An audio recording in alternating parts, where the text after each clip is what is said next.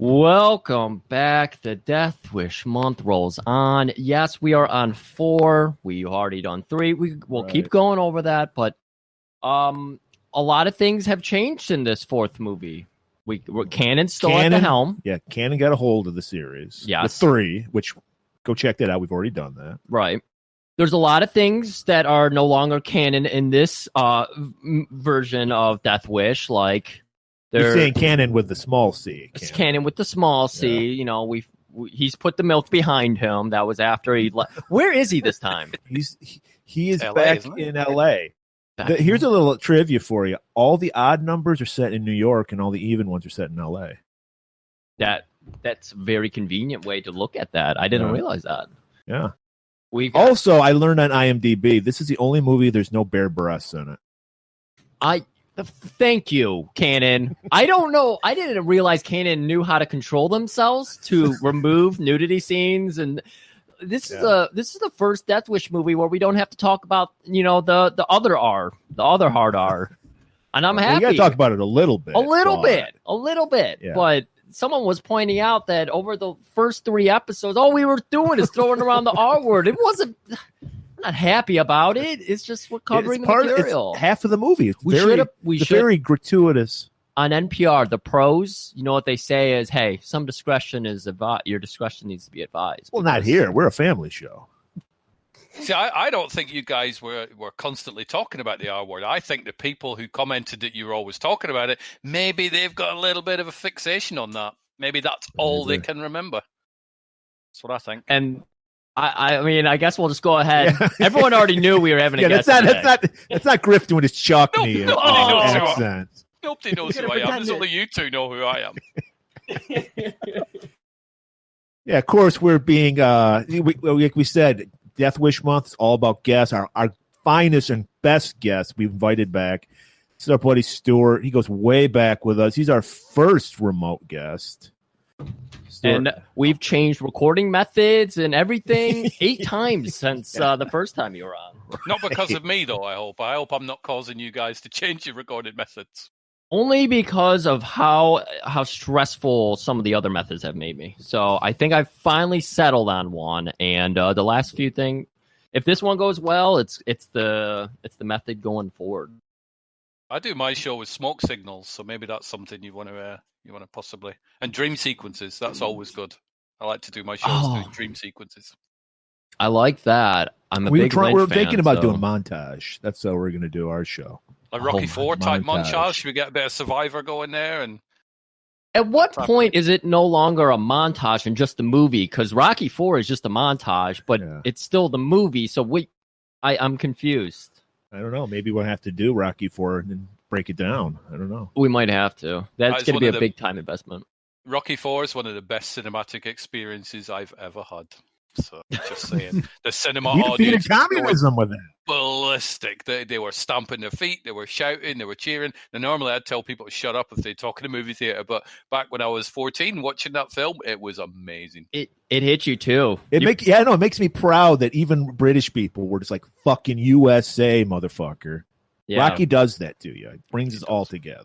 Unless you joined the country club, in which case people don't like him anymore. But who knows what's going on with that one. Our one guest, Joe Coleman, is very inspired by the Rocky series, and if you're following him on any kind of social media, you'll often see him wearing the tiniest red, white, and blue trunks, and the Rocky jacket, and he has the Rocky jacket as well. So he's very happy to show that off and talk about his love of Sly Stallone and Rocky. But Stuart, I'm glad you brought up going to see Rocky IV theater. I want to know, when you watch a movie, because you watch, based on my count of all the movies you've posted on your Instagram, you watch about 8 movies a week. So maybe a little bit less, but something like that. Maybe a little bit, something like that. Yeah. Now, I can't imagine you just sit down and you gleefully watch every movie. Like, what are you looking for in a movie that helps you kind of avoid, like if it's a boring script or something, what are you looking for that kind of keeps you going through a movie? Is it like sets, just how they shot scenes? Rape scenes? Rape scenes, I have my own little rape section in my DVD library. No, if a film is terrible, after half an hour, I'll switch it off. But generally, I will watch most movies. I went out last year and bought a projector at one of these little home projectors in my house. So during the global pandemic of 2020, 21, 22, and 23, I've been watching films on the projector. So I've been going back and watching Death Wish 4, for example, on Netflix on a 120-inch wall. It's been amazing. Very nice. Yep. What's the last movie you quit like after a half an hour? You can't get through it. Good question. That is a very good question. It was Rob Zombie's House of Salem, which I could not get into. Oh. Lords of Salem? Lords of Salem, that one. Yeah, not the House of Salem. It's a different version. Yeah, Lords of Salem. Yep. Not a Rob Zombie fan here. I am a Rob Zombie fan. I'm just not. I couldn't gel with that film that one for some reason. I just didn't like that. But no, I am a Rob Zombie fan. The last film, however, I did watch on the projector last night was Cannon's Runaway Train, starring John Voight and Eric Roberts, and the first ever appearance of Daddy Trejo. So that was an absolute treat to watch on the big screen. Aren't you forgetting an actor that we're going to talk about for another hour? Mr. John Kersey! P. Mr. Kersey! Ryan. He's amazing. Yep. He was in it too. He was, and he was great, just like he's great in this movie. I'm just glad that now the global pandemic is over because Trump is no longer in office. As soon as he left office, it stopped. I got my shot. Hey, did you get your vaccination yet, Stuart? No, I'm booked in for my first one on the 3rd of May. So there we go. So I'm looking forward to that. Yeah, you stabbed me in the arm, perfect stranger. We'll calm you down. We'll talk about the side effects you've experienced, Tim. Hell on earth. Hell on earth. I couldn't breathe. My ears are really hot, and they're like peeling, like I have sunburn on my ears, and my tongue. I think my tongue has swollen to 3 times the size, and it's contracted back today. Seriously? The ear thing is very real. Oh. I don't know what that is. I'm kind of nervous because I heard the second dose is when you get hit. If you get hit. Everyone I know, everyone I know has got the second already. They had like flu-like symptoms, 100+ fever. So we might not have an episode in 2 weeks from now when we get our second shot. It seemed like it was just a day or two. But I'm not worried about side effects because it can't be any worse than that piece of shit Chuck Norris film you made me watch for an episode a while back. What was that? Silent Rage. Silent Rage. So any side effect is not going to be as bad as that. I can't believe you're bringing that up when we made you watch Speed 2, for Christ's sakes. Speed 2 had, what's his name, though? Dafoe? Yeah, the leeches in it. So William Dafoe was great. Oh, and the leeches. Yeah, William Dafoe saved that movie. Well, Chuck has nothing. I finished your Death Wish 2 episode on iTunes, and I've now subscribed to your YouTube channel. So there you go. I can go back and listen to all the episodes that I think I've missed, but I don't think I missed any. And you mentioned that I was on the Speed 2 episode. I was like, oh, shit, yes, I was. I had blotted that out of my brain that I was talking Speed 2. A lot of these movies, we're on all of them, and we're like, wait, we did this? Next week, we're doing Death Wish 3. No, we've already done that. Shut up. We did that one.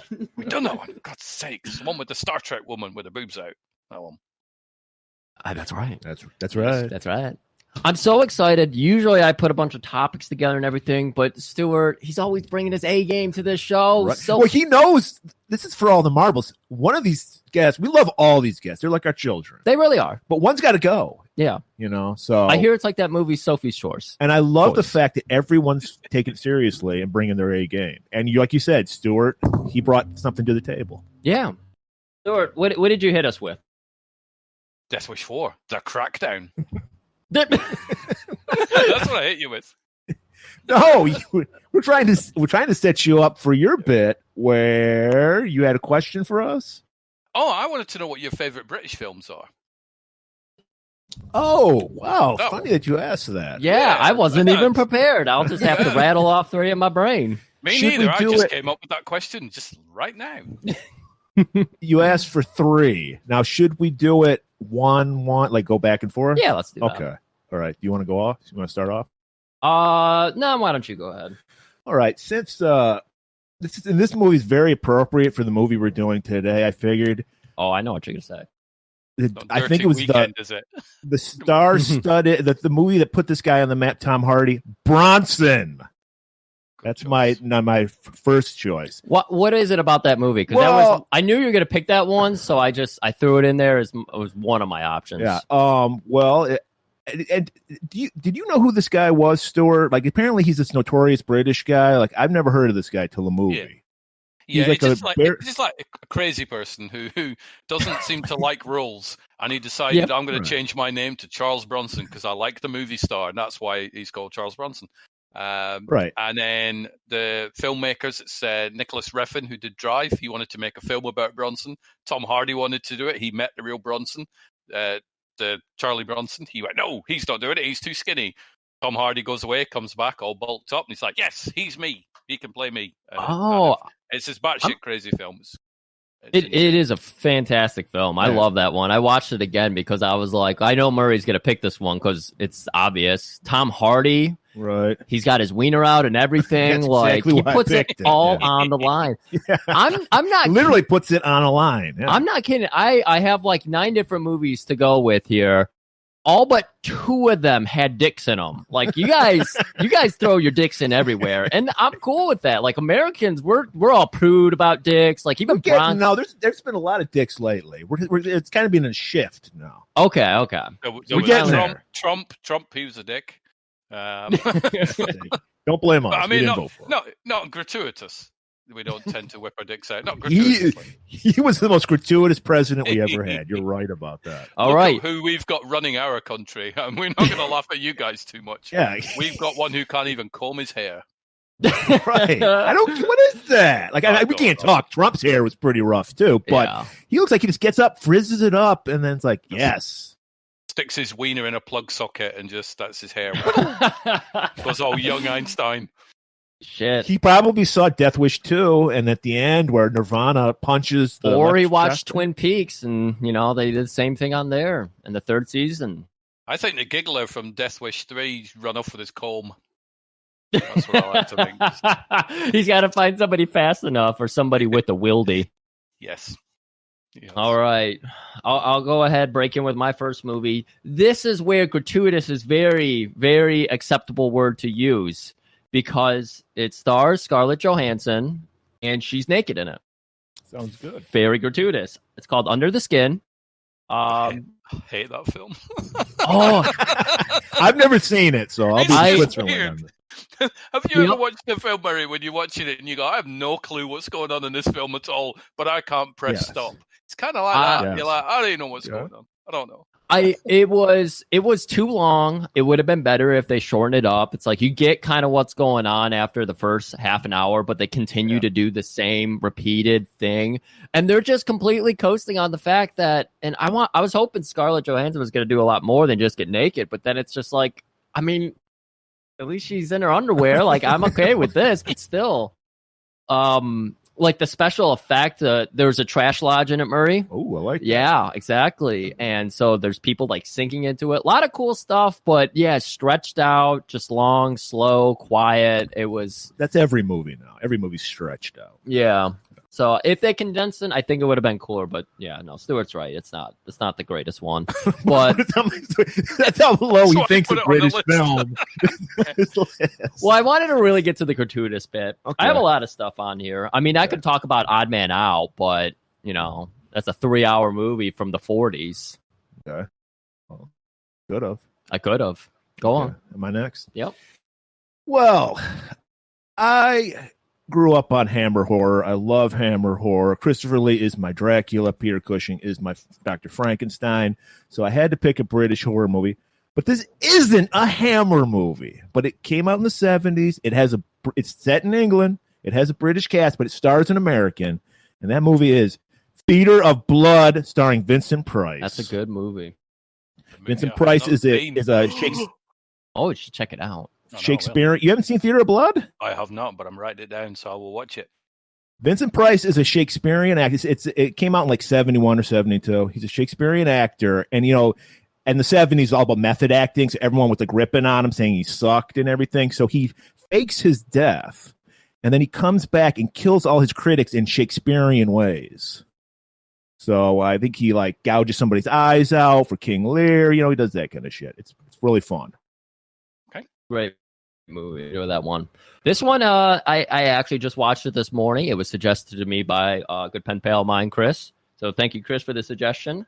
Split Second, starring Rutger motherfucking Hauer. God, he was kind of doing like a Marv thing from Sin City. He's just this big guy. He was always wearing like big trench coats, oversized leather pantaloon things with like crisscross suspenders, all over the place. Just it was weird. He hears heartbeats like in the distance. He just hears them, so it's constantly you get like a muffled environment sound, and then you just hear a heartbeat, and he's like pulling out a gun.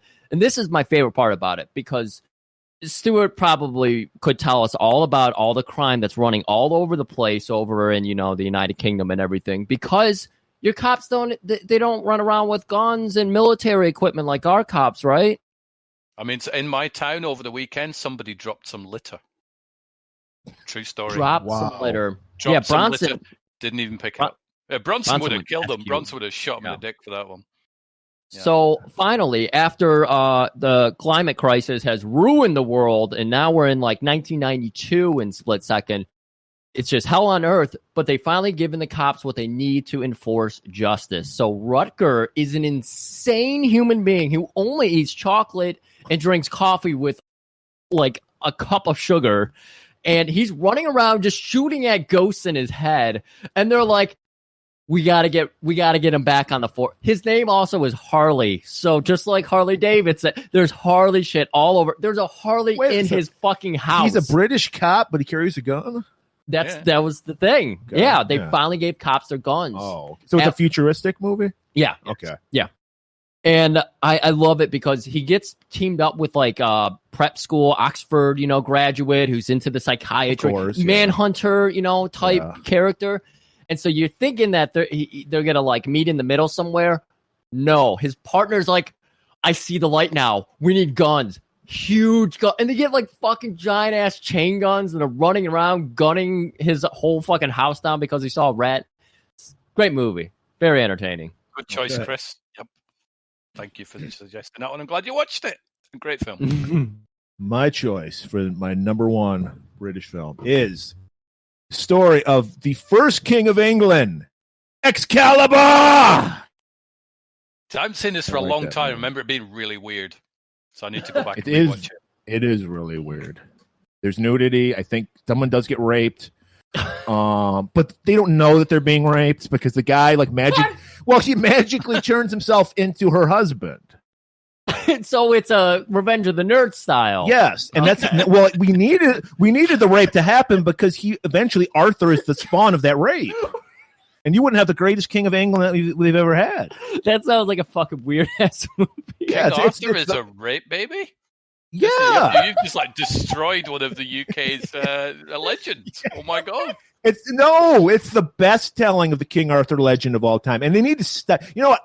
You were talking about canceling stuff last week. I got something I want to cancel. I don't ever want to see another fucking Peter Pan movie ever. Why do they keep making? They're making another one. Why do they keep making? Nobody likes Peter fucking Pan. No. Stop. All I got to say. Oh man! All right, that's a lot of energy to bring to this. I'm sick of it. It's like every 5 years there's a new Peter Pan. Nobody likes that story. It sucks.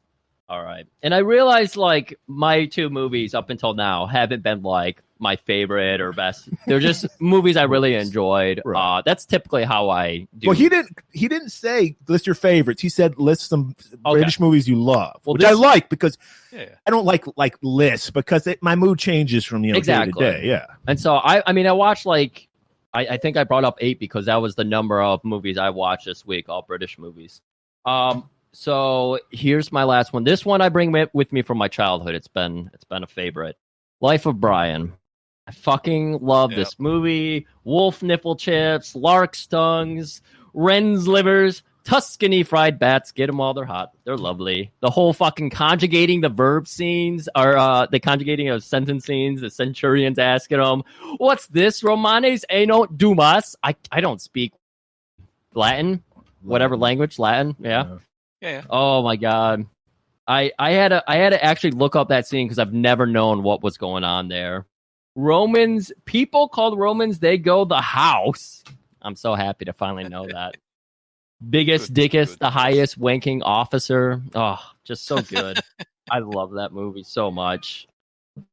It is a great film. So we'll just watch that. Podcast over. We're just going to go watch Life of Brian. There's no rapes in it either, which is quite nice. But I'm not watching. And well, you said you love that British cock. it's 6 out of the 8 movies all had penis in it. So some of them multiple. And with that, I think we're going to go into our trailer. So, everybody, you want some more? Here's Death Wish 4.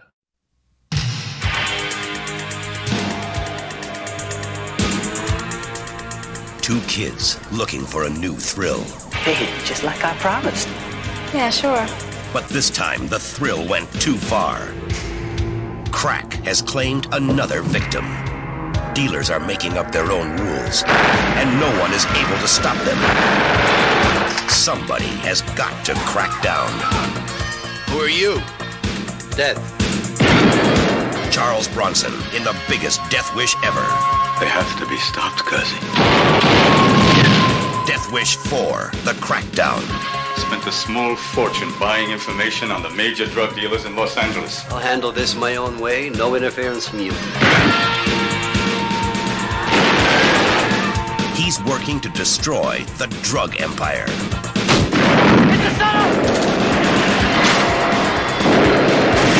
It's either him or us. Now, Bronson is their target. The trap is set. Here he comes. The fuse is lit. Bronson is unleashed. Charles Bronson, Death Wish 4, The Crackdown. All right, welcome back. Hopefully that's the trailer didn't have the same music that was we introduced the episode with, because that's happened, I think, every time this week. Well, because it's the best music. Yeah. Did we have a famed musician for this one? Was it No. George S. Clinton, maybe? It could have been. I don't know. notice. The music was awful. It was? It was bad. I was paying attention to it my second watch through because I was like, the first 2 movies were so good. What's going on in the fourth? No. They cut that part of the budget. Well, I know in the third one they reused some of Jimmy Page's. That's soundtrack, that's right. but I guess I don't know. Maybe it might have been a George and Clinton jam. Yeah. But all right, we're underway with a woman walking alone in a parking structure. She parked in the middle of it. There's no other cars here. This is suspicious as all hell. Yeah. Gets in her car. Of course, like every movie, there's car trouble. No. And she looks up and she sees this creepy looking guy spotlit in the distance. Looks down. No. Looks up. There's 2. No. Looks down. Looks up. There's 3. You don't Can think I that's point like out- that? Have you seen the video of the cat ninja where you look away and the cat's got closer to you? Look away again, the cat's got even closer. It's like rapist ninja. It's kind of weird. It's very disturbing. It's like, stop looking down, woman. Every time you look up, there's another person. Stop looking down. Just don't You're do onto it. something. Yeah. I'm sitting out this scene because you guys are throwing around the R word. I'm free of it.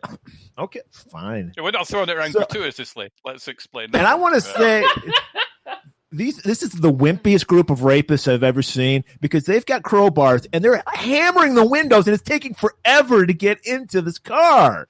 It's like, come on, guys. What's going on?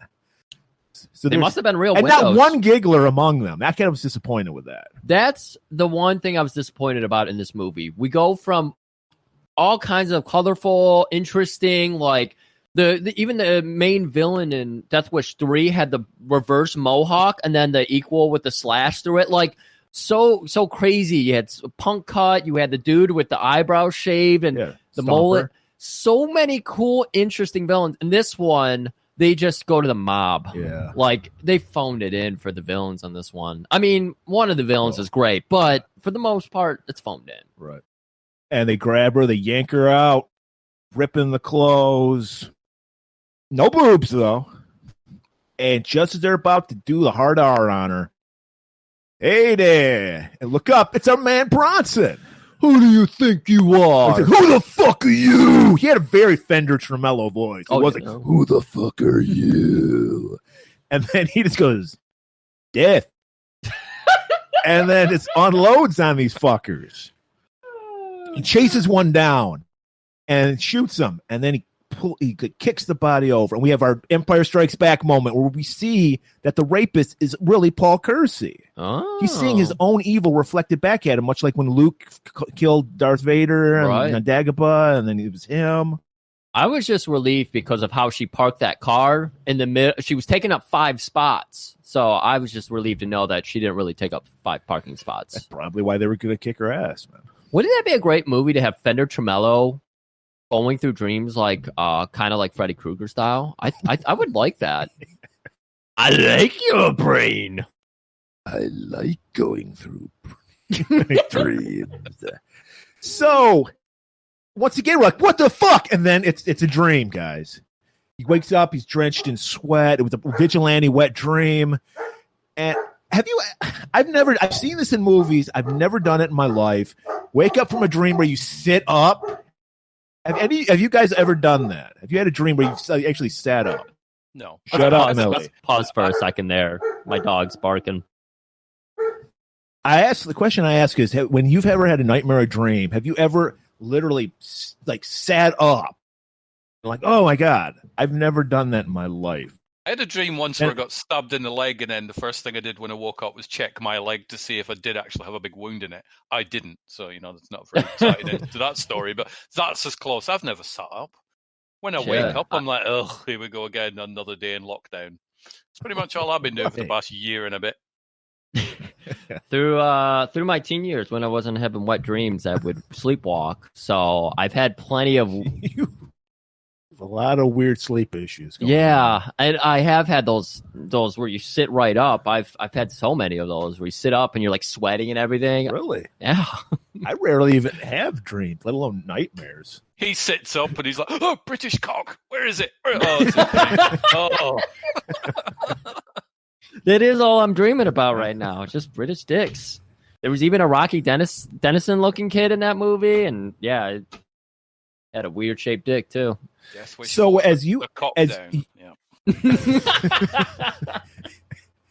Griff pointed out so succinctly, Paul can only get it up with murder. Yes. So this was actually a vigilante wet dream when you really think about it. Like yeah. So because he hasn't killed in like 2 years at this time. 2 or 5. Or 5, whichever, 5 to 2, I think, wasn't it? 5 yes, it was 5 to 2. See, I listen to shows even when I'm not on them. I'm there. Thank you. We appreciate that.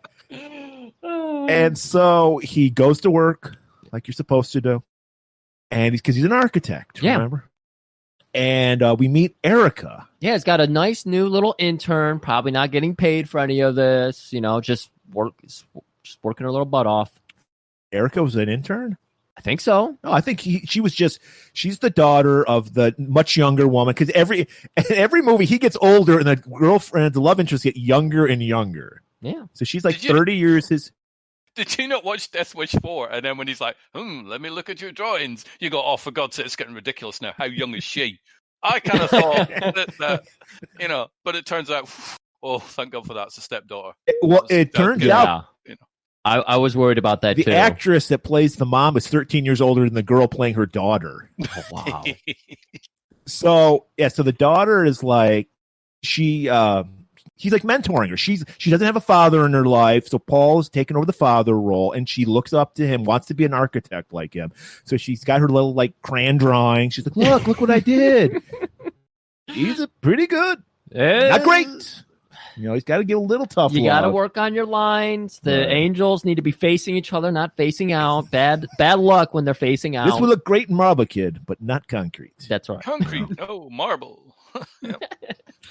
We go back home with them, actually, where it's that night. We just know that Paul's found happiness finally. Yeah, Paul. Yeah. We're getting to the soft side. Paul's got the good life. All the Death Wish movies start out with the good life. He's got a happy, new fling. He's got a new stepdaughter, reminds him of his own daughter. They're right around that same age. She's got the child look in her face, wonder to the world, just like the last memories he has of his own daughter staring into a crystal cat. And they're at home.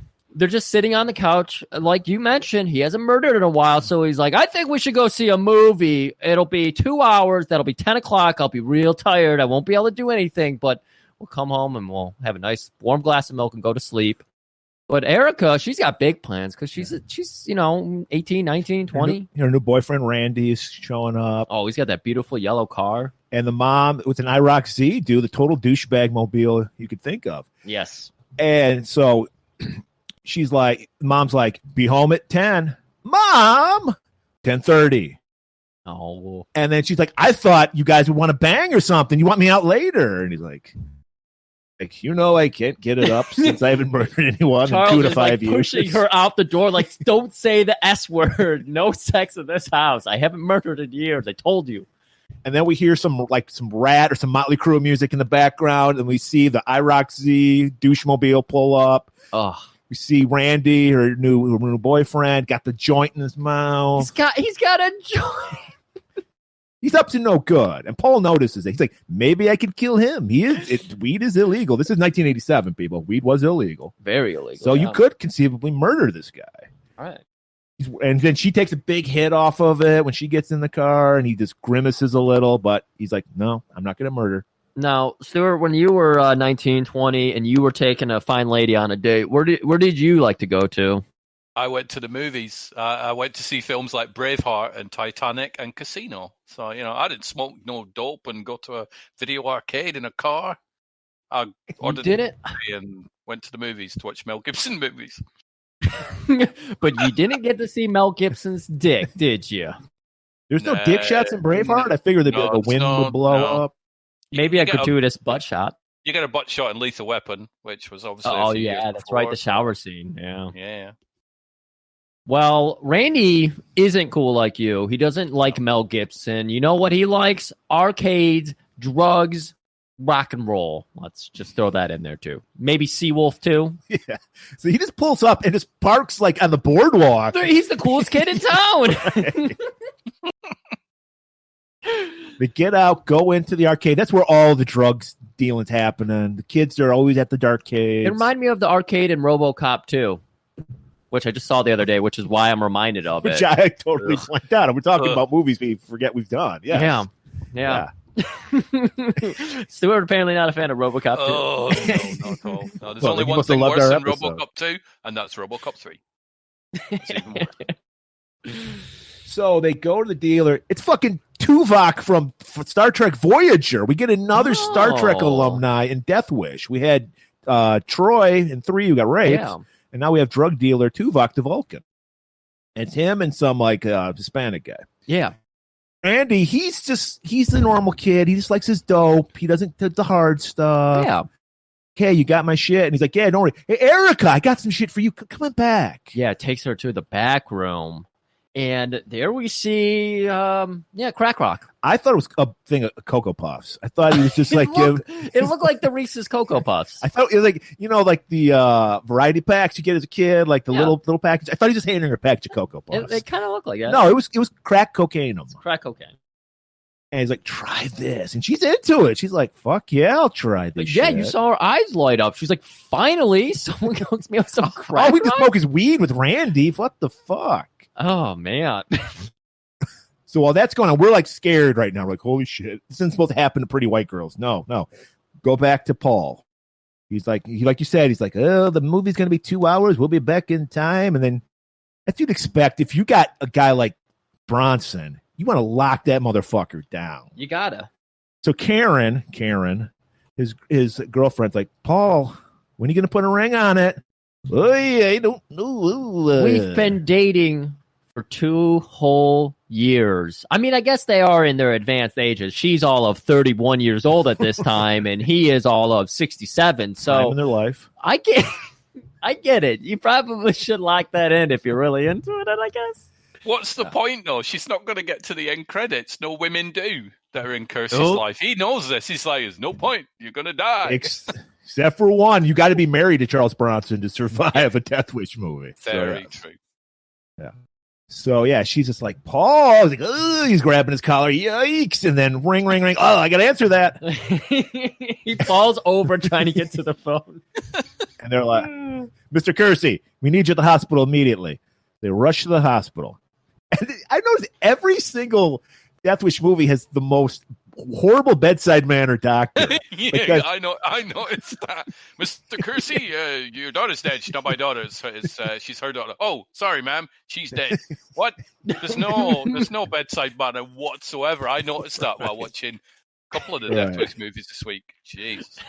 Awful. So they love vigilantism in the Death Wish. Whoever's doing Michael Winner, whoever directed these ones, they love vigilante crime, but they hate doctors. They hate them. That's why the doctors are always dicks. Could be just dead. So the next day, the next week, we don't know. All we know is that Paul. They actually get to see her flatline. Yes, they go into they close the door and there's the little window and they're just like fogging up the window, watching their daughter get hit with the defibrillator and everything.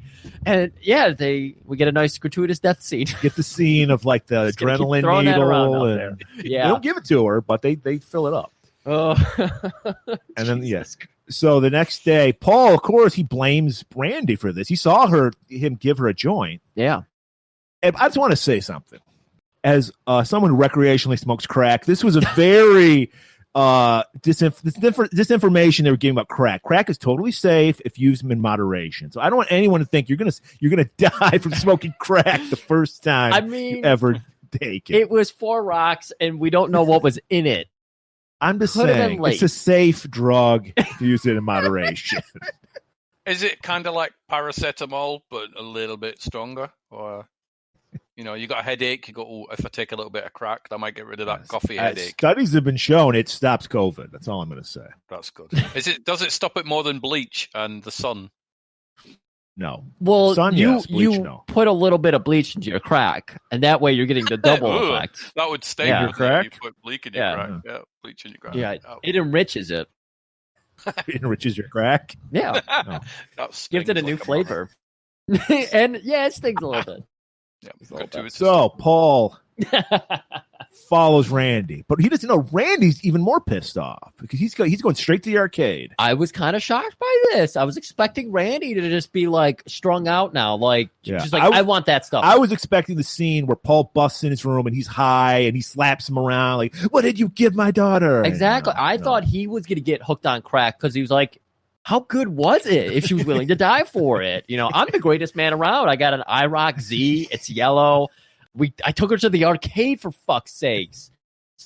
We do need to refer to Randy as Randy the Genius from now on, because the way he handles this drug dealer, he's absolutely genius. It's mind-blowing. Do you know what I mean? Take us through it, yeah. Well, he goes to these mad. He's disappointed because, he wasted a joint on this girl and now she's dead, and the stepdad's none too happy, so he may get grounded. You just got the nerve to buy some condoms at the drugstore. He thought this was going to be the night. Yeah. Yeah, he wanted to climb on top of her while she was being defibbed, so she vibrated a little bit. Who knows? I don't know what's going on. It's the 1980s. You could do anything like that. But he decides to go up to this drug dealer who he knows killed his girlfriend and say, I'm going to go to the cops and tell them your name. Ha ha, what are you going to do about it? And then we get to find out what he does about it. Bye, Randy. Genius. Knifed in the gut. He pulls him in for a quick little hug and whisper in his ear. And it was something like, white boy, you ain't talking to any cops. And he just stabs him. It's very quiet. Well, we've learned how many movies have we done? If you're stabbed, you cannot make a noise. It's impossible. Yes. That's why you stab people. And it just so happens that Paul, he's descending some staircase, knocks a can over. So the perp and the drug dealer and Paul, they lock eyes. And so the drug dealer takes off. Actually, he fires a shot back at Paul. He takes off. But Paul... Justified homicide. Paul, he's going to stand his ground. He's going to stand his ground. You better believe it. Stands, plants, fires 2 slugs into him. Well, the guy gets on top of that the drug roof. dealer decides, I'm going to get away by climbing on the top of the bumper car thing where there's electricity. Well, he climbed onto a roof, and then he gets shot, and then he falls onto it. Okay. So he wasn't walking on it. I watched this 2 days ago. Okay. So he gets electrocuted. Great. Everybody screams. The announcer of the Dodgem cars, everybody stay in your car. Oh, okay. There's a dead body above me vibrating in the place. Smells like chicken. But yeah, I'll stay in my car while Go on. I imagine the blood would be sprinkling down on them as well. Oh. Just that had to be a fucking traumatizing experience. But Not traumatizing for one young punk rock. yeah, one young Tim Murray. I recognize you, Yeah. motherfucker. I had those abs like that guy. I saw. I didn't think it was you at first because of the earring and the hairstyle and the nose ring and the eyeliner. Wow, this guy was over the top. But then he had written on his pants "Black Flag," Wow. and I was like, "That's Tim. That's straight punk rock. That's straight punk." And he comes up to the cop. We meet our cops, Reiner and Phil. Phil, the Asian guy. Phil. Who I believe was the villain in Missing in Action. I'm pretty sure he was. He was. I was like, I He know was. this. Yeah. Yeah. And he's like, yeah, I fucking saw it. He jumped in a blue Tornado. I got the last few numbers 662. And they're like, I was nervous. I thought it was going to be 666. no, it was not. Paul would never drive in a car. It's a 666. So he's like, all right. So the police are kind of on to Paul. Kind of. They got his blue Tornado, and they got 3 numbers. 3 numbers. It's going to be easy to track that down. We got great databases over there. And wait, did we decided this was LA, right?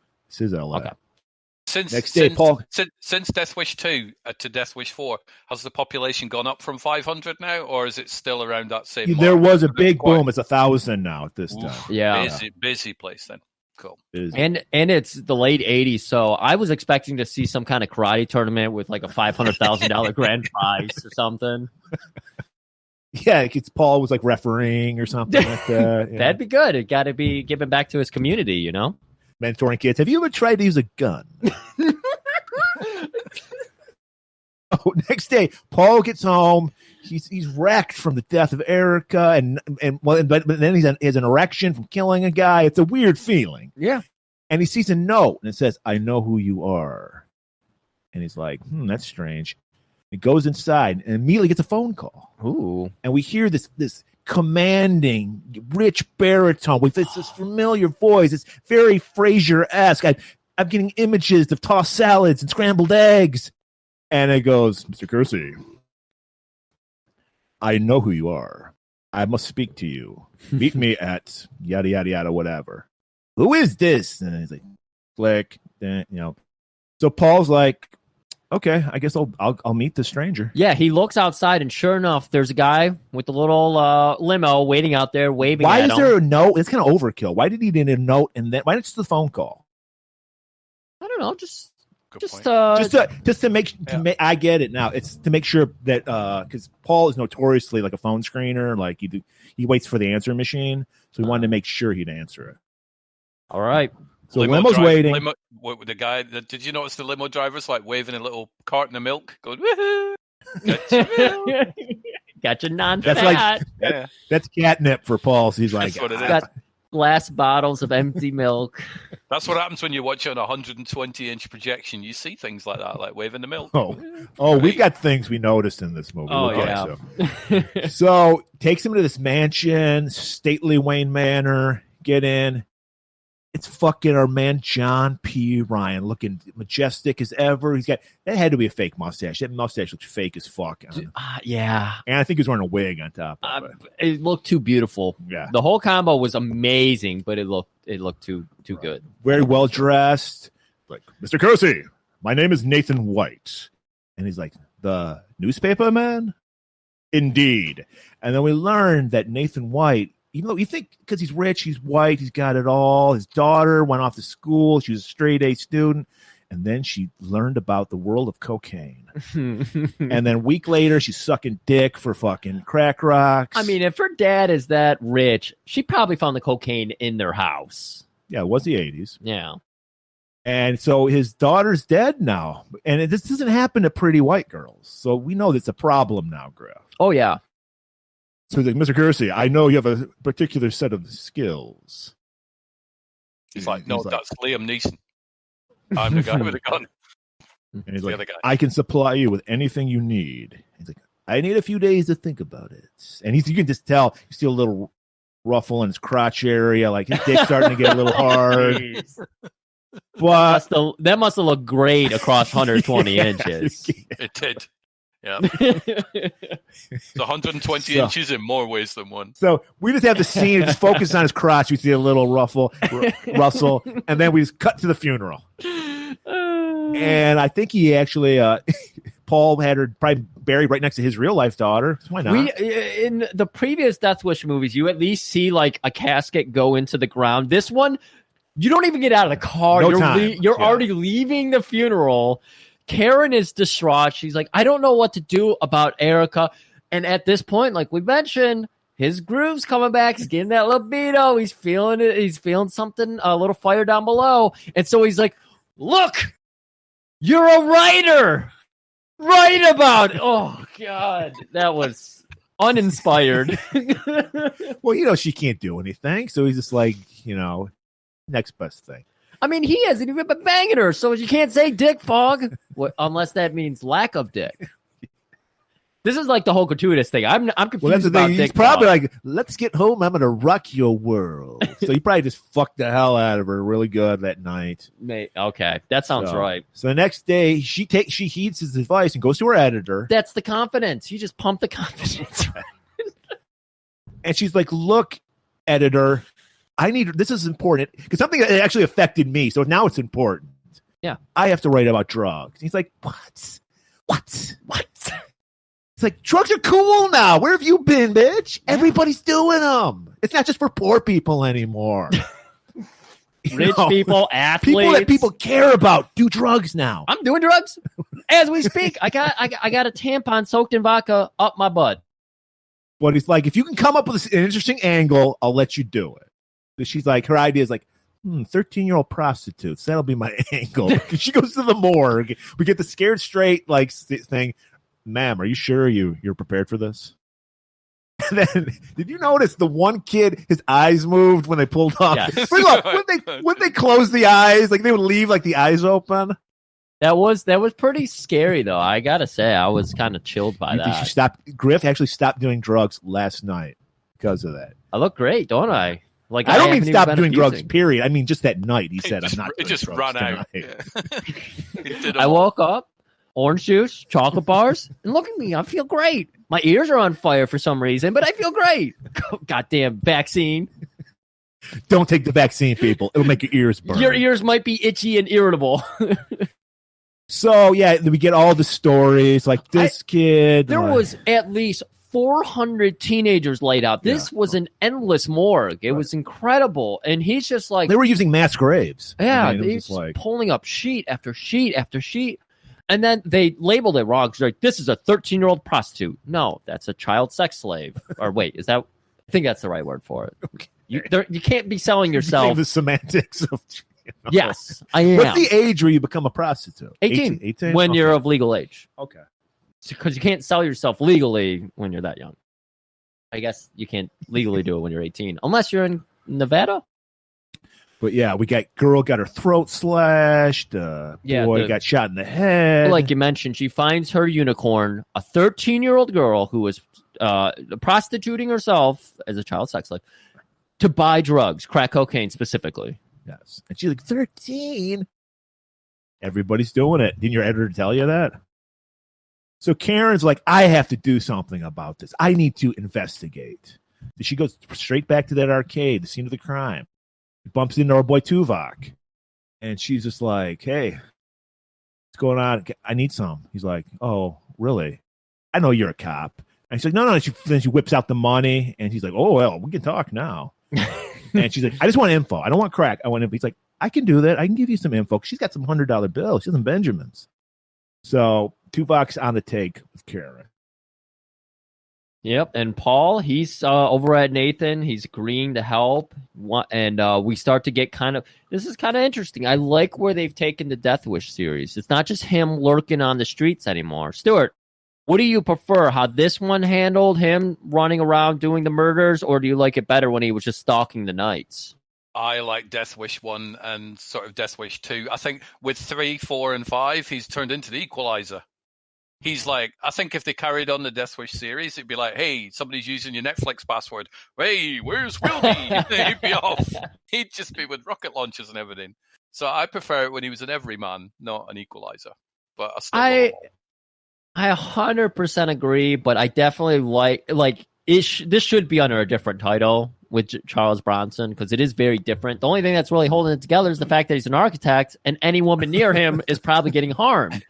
But aside from that, this is like much more cartoony and stuff. Well, it's canon. Yeah. But the thing is, like Nathan's rationale is why get the crumbs? Get the fucking main guys who are bringing the drugs into the country. See, I really like this angle for it too, because it's like you've been taking out all the people in the night in the gutters. Like Fuck that. They can replace those guys. Are replaceable. Exactly. But you got to get the head, the kingpins. And he's like, I know the two guys that are running the drug trade for all of Los Angeles. They're supplying for all 553 people in LA. Oh, there's 553 now? Yes. It looked like there was more than 500 people at that arcade alone. I think there was a boom. Trick photography. Oh, okay. We got our man we got Ed Zacharias, who worked. He's very industrious. He worked his way up. He used to be just like a messenger for the mob. Now he's a big kingpin. And we also have his rivals, the Romero brothers, Jack and Tony. Now we learn that these guys there's a very uneasy truce between them because they care more about money and business than personal shit. Well, they only have 500 clients to work in between them, so yeah. So they're not going to go to war because they're like, look, there's more than you'll take 250, I'll take 253, and they're like, okay. So there's tension, but it's working. Mm-hmm. All Paul goes is, get me weapons. And he's like, I can do that. So, all right, Paul is in. He's ready to kill. Yep. And now we're going to head over to the police, and they're doing some great police work here. They're running plates. They did it's not that hard when there's only 553 people in LA. How many blue tornadoes are there? About 112? No, like way too high. 9, isn't there? Yes, 9. Mm-hmm. With those three numbers. 662, yeah. 662. So maybe there's 100 plus other blue tornadoes out there. Yeah. And so blue tornadoes were hot as shit in 87. Everybody was driving them. I'm gonna see them everywhere now. I don't know if I've ever seen one. Starsky and Hutch car was a tornado. So they're on Paul's ass, man. Yeah, they head straight over to his office, I believe. They're meeting up with him. Yeah, and Paul's just working. He's the most giantest glasses I've ever seen on a human being. He's 70 years old. He's probably got hard cataracts to see. And shit. You see into the future with those motherfucking glasses. He's studying. He's got his big table set up. He's working on some sketches, marble, concrete, marble. Exactly. It's just constantly flipping through the onion skins or whatever it's called. Marbles. I can't decide. Can't decide. And the cops are putting a little heat on. He immediately goes out. My wife and daughter were killed. And they're like, oh, sorry, sir. I guess that's how you get cops to leave you alone. Scream out your wife and daughter dead. But they're still suspicious. Yeah, they're leaving. And his maid. Don't forget the maid. She died as well. No, he forgot his maid. We still poor Rosario is still on his floor. He just left her there. Covered in milk. I was confused. I didn't know what you were yelling there. I forgot about the maid. You gone. What about your maid? Oh, yeah. Forgot about her. She died. Bitch, forgot my milk. He's like, I hope I didn't pay her for next month. She bought vitamin D. She had it coming. So now we're going to meet the kingpins. Yeah, Ed Zacharias. He's having a birthday party. And he has a very classy cake. Very classy. This man's got Vinny's ear. This is a Vinny joke through and through. He would love this shit. Very tasteful. There's one candle in the crotch. He pulls That's it. what we should say. It's like a naked woman cake. Well, yeah. she's got panties on, Chris' favorite word, and she's topless, and her nipples have candles in them. So we do get boobs in Death Wish 4. You're right. We do. Yep. The cannon is safe. The cannon is safe. There are boobs. Calm down, everybody. It was a very clever way to get their boobs in there. Right. Yep. The studio was like, no more. You can't do it anymore. And they were like, we'll get boobs in there somehow. Sugar tits. So So he very tastefully grabs one of the nipple candles, sucks on it, Oh, and the Romero brothers show up. yeah. Ed's whole gang they're like, what's this guy doing here? Great accent, Griff. I don't know why I complimented myself. I just really felt it. And they're like, hey, no, guys, it's cool. Invited him. Ed invited him. The truce. They're trying to build the truce up. They got a present, and he shakes it. What is in here? A bomb? So they're growing up. But Stuart, of course, saw this in the background, 120 inches and all. Oh yeah. We got a bartender with the catcher's mitt face, and I was like, I know that it's either Rocky Dennison or it's fucking Charles Bronson. And Rocky Dennison, unfortunately, was dead, so it's Charles Bronson. Yes, he's undercover as a bartender. He's killing it. Yes, he's wiping glasses out with a rag. He's just wiping down the bar. Doesn't know how to make drinks. The one time somebody goes up to him, asks him for a drink, take a sex on the beach. Well, I gotta go to the bathroom. I You never take care got of the it. sex on the beach. I wanted it, but it didn't happen. There you I can go. do a Call milk. back. I can do a milk. Oh, even on accident, just trip into these callbacks. Oh, God, so good. So good. So Paul's like, he says, like, I gotta go to the bathroom. So he just walks into the mansion. He was going to go get ice. Yeah. He's like, I got to cool my buns off after this shit. Walks into the mansion. We got the old style touchdown phones. So he just unscrews the receiver we're talking to, just throws something in there, and then doesn't attach anything. Just throws something in there and puts it back on. Oh, And there's like 5,000 phones in this fucking I love room. it. In one room alone, there's 5 phones scattered through it. And he has, like, was I seeing this right? He has no urgency. He's casually just walking up the phones and putting things in them. Yeah. Yep. And so, but while that's going on, we see Ed and the Romero brothers. Ed's like, hey, I got to talk to you about something. Come with me. And we're like, holy shit, he's going to go fucking in that room that Paul's at. So they go to the room. Paul hears them, makes a beeline for the bathroom, hides there. He leaves the door ajar. He doesn't keep it He's shut. literally got his face hanging out of the Yeah. Oh, God. And then we see they bring in a guy named Vincent. And he's like, hey, what's going on? He just came back from Colombia. Everything's going great in Colombia. They're bringing in all the coke they could ever need. Yeah, they were suspicious at first, and they were just like, hey, you did this? And he was like, no, why would I kill this guy? Okay, I believe you. And then Vincent comes in, and he's got his sweater draped over Right, his yeah, shoulders. because the guy that gave crack to Erica worked for Zacharias. Yes. And Yeah, okay. And then Vincent comes in straight from Colombia. Everything's doing great. Coke is coming in. we got some guy who was working down there with me. He's skimming off the top. Vinny. Oh, wait, Ed. Why would he talk to himself? All drug dealers are. There we go. He's coked out of his head. He was pretty coked up. He had the Miami Vice outfit on. He was super coked. Yeah. And Ed's like, I don't think somebody's skimming. I think you're skimming. And I'm going to skim a little off of you. Skim milk. And he stabs the fucking guy. Bronson's literally got his head. He's like, holy shit. He's like looking out. And then he's like, oops, and then slams the fucking door shut. Slams it. And fucking, so they obviously hear that. So they open it up, and then like, what are you doing here? He's like, Vinny's? He's like, I gotta take a shit, And then for a second, they're like, when you hear someone say, when someone's in the bathroom, they say Vinny's, you understand. That's an emergency situation. But then they're like, hey, I don't give a shit about fucking Vinny's. Help doesn't shit in my fucking house. You shit out in the pool if you got a shit. I mean, That's why he had the bucket with him, though, because he was going to.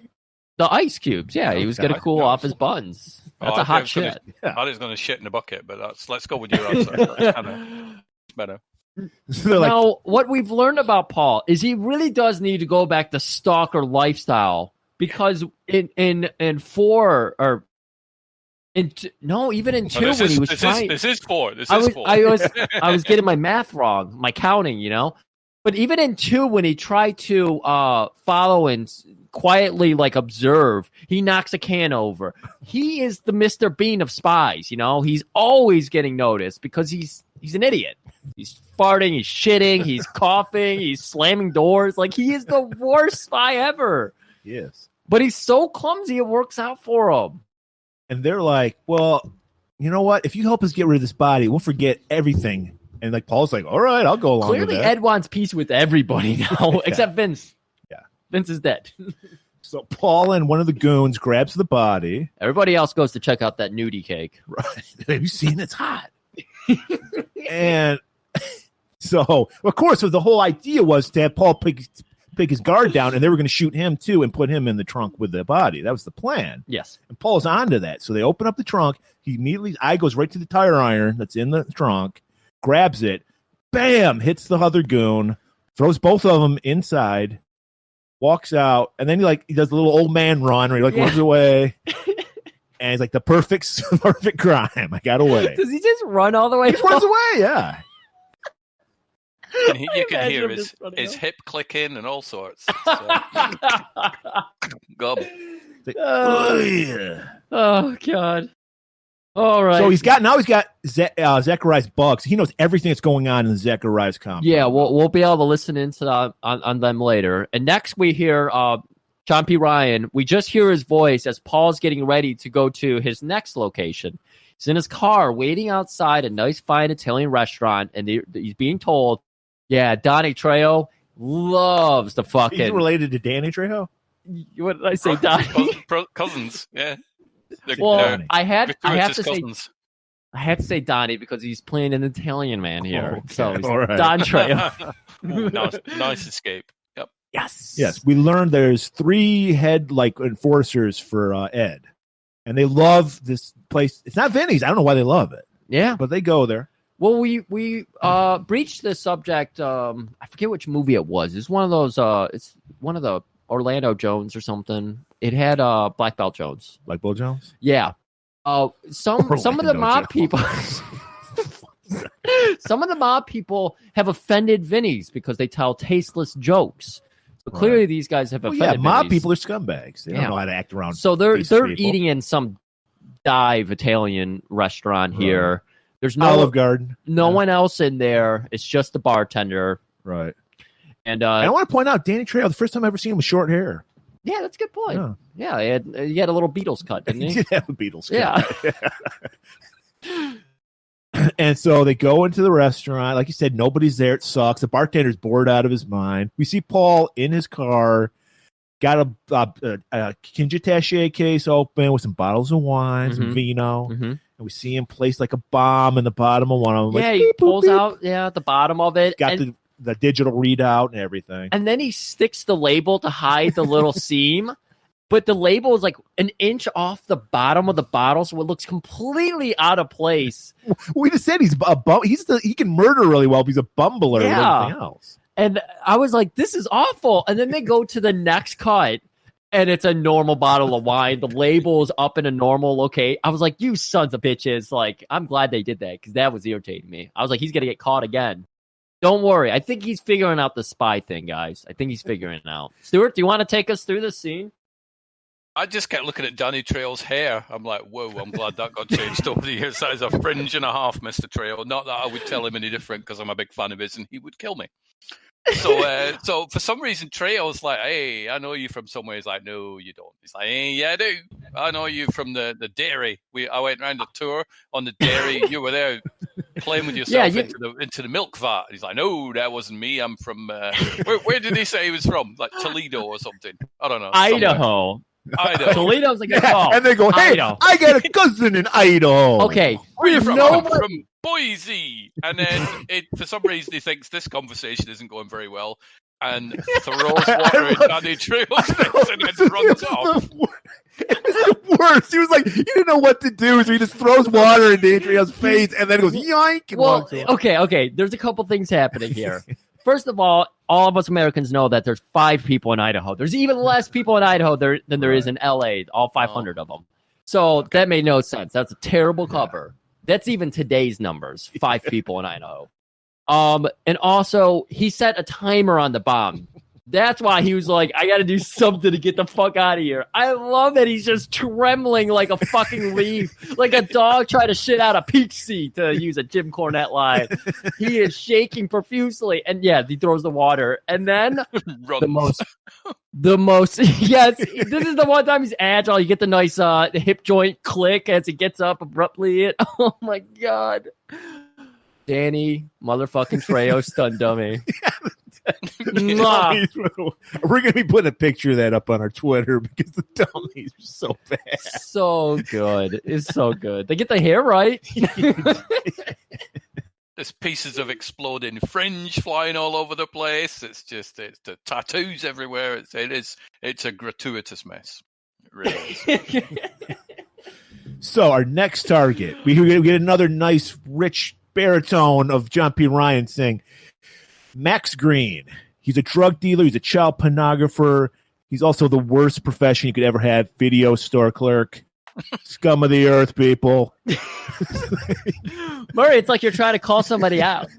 Hey, I was a video clerk person once.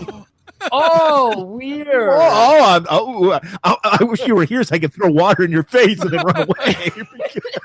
Were you also selling drugs on the side? Yes.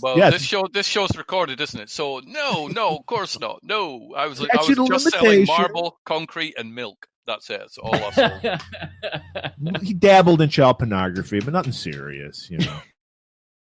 So we know this guy's scum because he's a child pornographer and he works at a video store. Yeah. So our boy Paul, he just shows up there, walks in the back door with an Uzi with a silencer. He had a silencer. He had a very large silencer. And this is where you get a little bit of Canon doing their own advertising. A little meta, because in this, as he walks in the back door, there's a nice big cutout of Texas Chainsaw Massacre 2. Yes. Yep. And if you look closely at all the DVDs, VHS tapes on the wall, they're all Canon movies. And then he gets past the first doorway and he turns to his left, and there's our drug dealer in a nice windowed office and everything. Posters for all their movies. Got drugs right out in the open. Hey, it's in the back. Everyone listens to the sign that says employees only, so don't have to worry about it. It's a front. It's a mob-run VHS store, so of course it's a front. Every video store in the 80s was just filled with Canon movies because that's all they were. It's like, hey, you got Over the Top or, whatever. Hey, a little fun fact. This was the highest grossing video cassette of the Death Wish series. It was Death Wish 4. That's because of me, because I kept renting the sucker when it came out. So the people see 3 and they were like, fuck, that was great. I can't wait to see 4. Or like, I hate 3. I hope they get back on track for 4. I don't think people realized it came out in the theaters because I had no idea there was a 4 and a 5 of Death Wish until recently. Yeah, I saw number one and 2 on TV. No, number 1 on television. Number 2 on VHS, which I rented from the video store. Number 3, I'm like, brilliant. I hope it's as good as number 2, number 1. And then number 4, I was old enough to go watch it in the theaters, and I'm like, I can't wait to see Charles Bronson just kill some more people. And 5, I ended up going, wow, there's a number 5? I've got to watch this and see what's going on, see how many people he guns down in the old folks' home. I'd imagine if you had IMDb then, you would look up, how old is he? 78. 73 in Death Wish 5. I think he's probably like 68 or something in this one, isn't he? But he was 73 when the 5th one came out. I mean, hey, if 73-year-old people can be president, why can't they be murdering assassins? Well, his girlfriend in the 5th one was 40 years old. Come on, Charles. He's serious. He's spending all his money on Viagra, that guy. Well, when murder gets it up, you save money on Viagra. True. So he confronts Max Green. The guy's like, I'm just a guy. I'm an honest child pornographer. What are you giving me shit for? What are you trying to tell me? If you're not on the street selling drugs, someone else is going to do it? Well, yeah. If I'm not, someone else will. Wrong. And this is perfect logic for what Nathan White wants to do by getting the top dogs, because he's right. If he's not doing it, somebody else will be doing it. Yeah. And so as he's trying to intimidate him with his bold line, wrong, 2 guys come out of the other office and they're like, hey, don't do this. And he shoots everybody. Those could have been innocent people. Yes. But he had a silencer, so nobody in the front knew what was going on. And then he just walks out. Just leaves. No big deal. So now we got Jack and the mob. This is a little. This was kind of a fistful of dollars situation where we got a guy who's like making the two enemies seem like they're attacking each other, but it's really him doing it. So Yeah. they're getting suspicious of each other. We got our police arriving on the scene.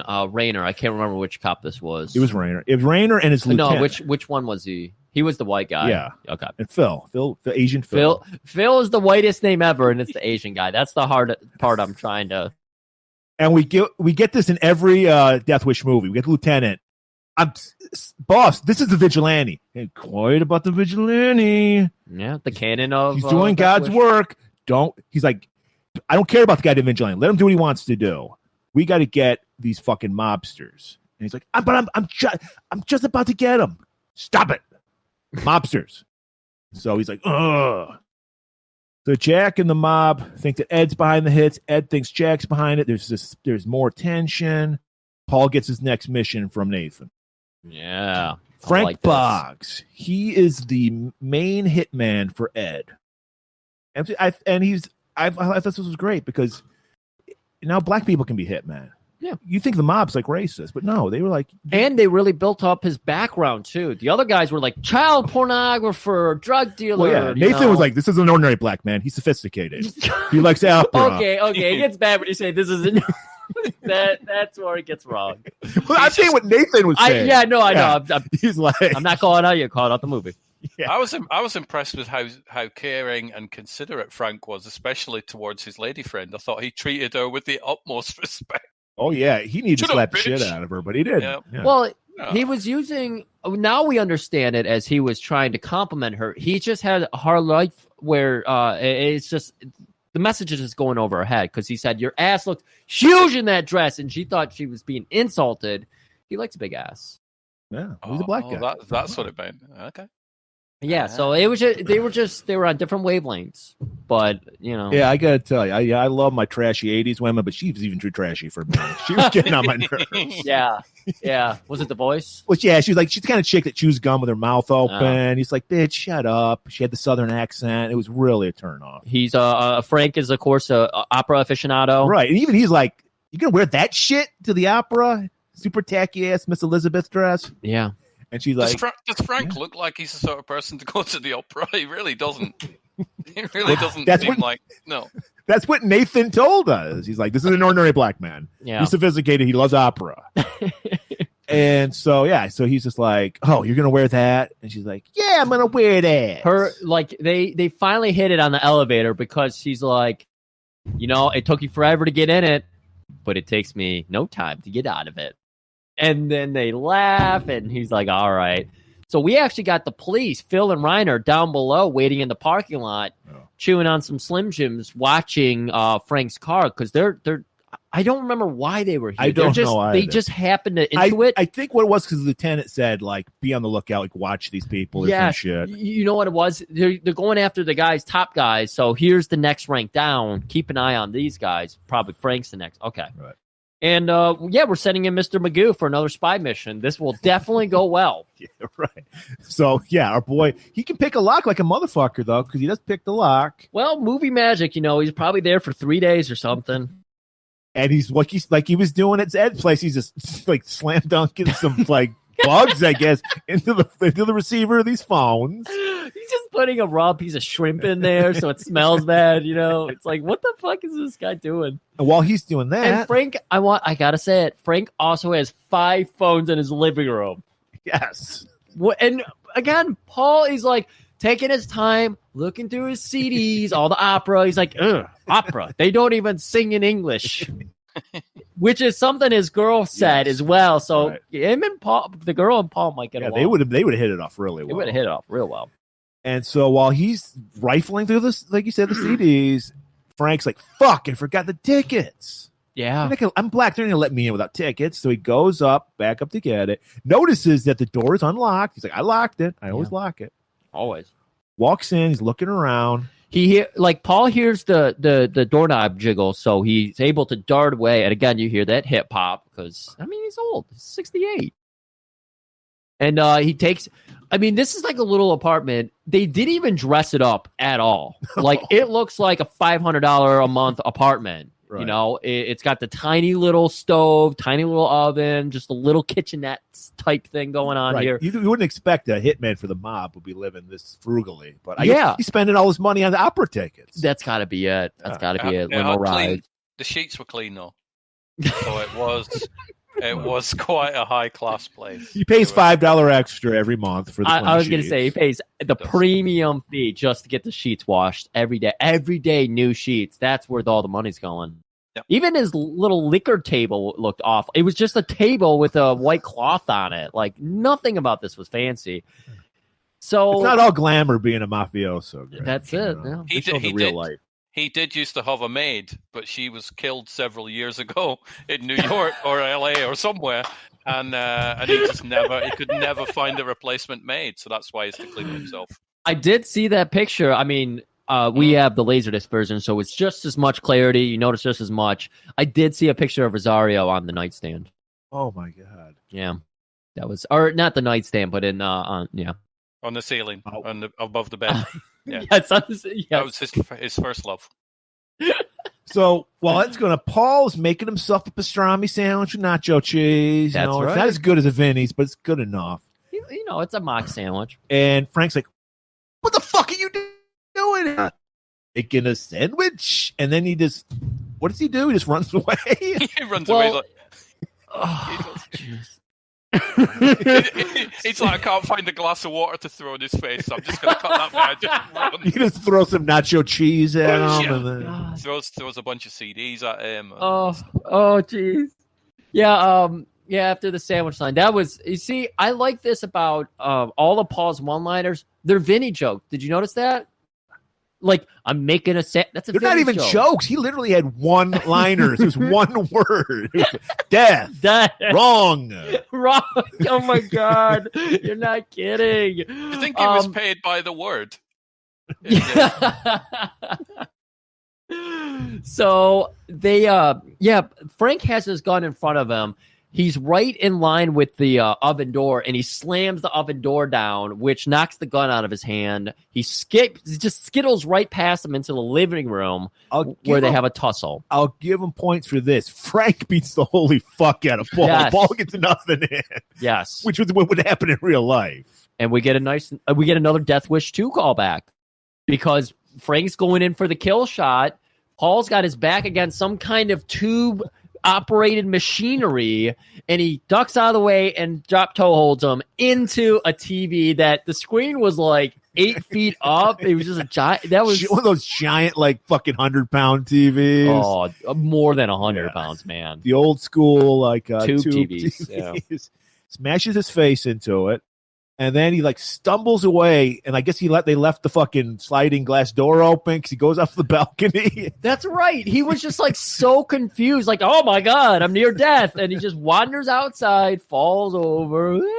We got the girlfriend downstairs. She's lighting up, trying to get her cigarette lit up, and she's like, "I just wish Frank would drop dead."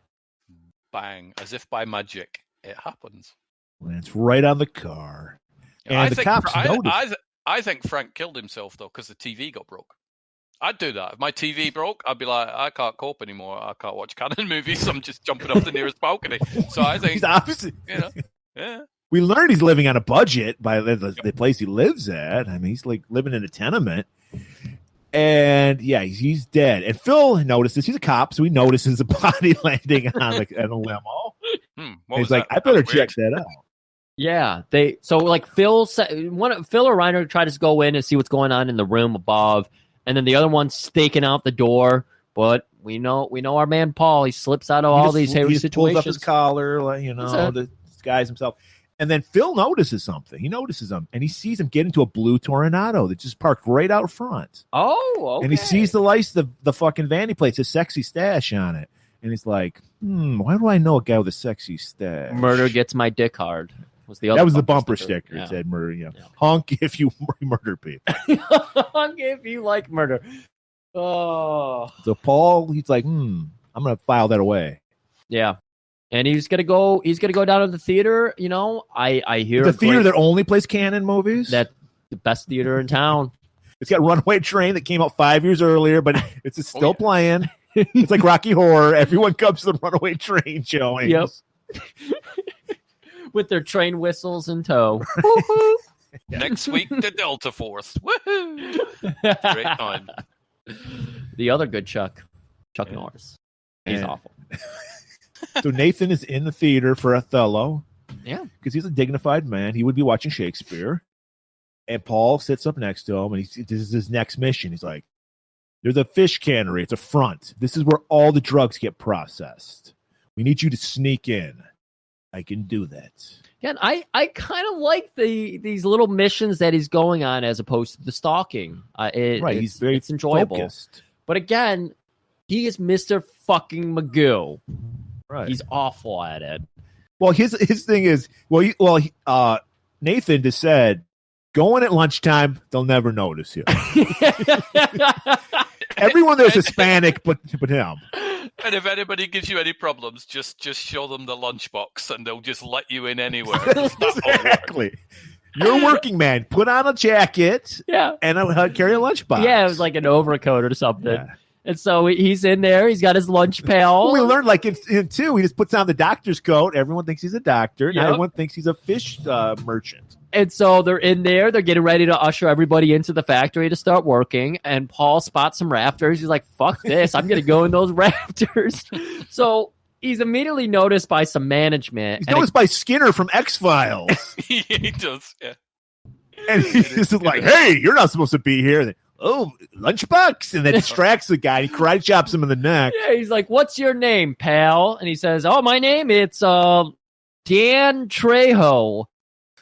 Give me the glad hand. And they go out to shake, and he pulls him in, knees him, hits him over the head, just bonks him with that fucking metal damn lunchbox. He pulls out the gun, and then he puts it back in here because in a moment it's back in the lunchbox. Just to let you know what's in that lunchbox. We already figured it out. He's got no other moves. He's the worst spy in the world. So he just stumbles into the back area where they do all the processing of the coke. And again, there's a manager like noticing him. But slowly, like... But he's got a lunchbox, so he looks like he should be there. No, he doesn't. Even though he's standing there staring through a door for 10 minutes, he clearly does not look like he's going to be there. Yes. Oh, my God. And so there's nobody in this part. There's, like, the guys in the office who notice him and very, very, very slowly make their way over to him and are surprised when they see him. Everybody, all the guards here are, like, elderly, like 60-year-old guys. I guess it makes sense that somebody Brown's going to get kicked. Or they're just high as shit and they think they're seeing things. So there's one guy operating these two giant doors, and one guy, like, snuck in there, and I think Paul got a glimpse of what was in there. He's like, that's where the drugs are. They're opening up these tunas, and they're pulling out bags of coke. That's right. He sees them cutting up. Is that marble or concrete in that door? I got to find that one. Smells like there were some cherubs on each side of the doors, yeah. Oh, man. So I like this because he goes over, and there's just the one guard who's operating, and it's just like a lever to open the doors, and Paul just goes up to the door, and the guy's like, hey, you can't go in there. And then he goes, lunchbox? And he shows him it. Oh, okay. Distracts the guy. What is this? How crap is that job, though? So what do you do for a living? I open the door and I close the door. Anything else? Nope. Just that.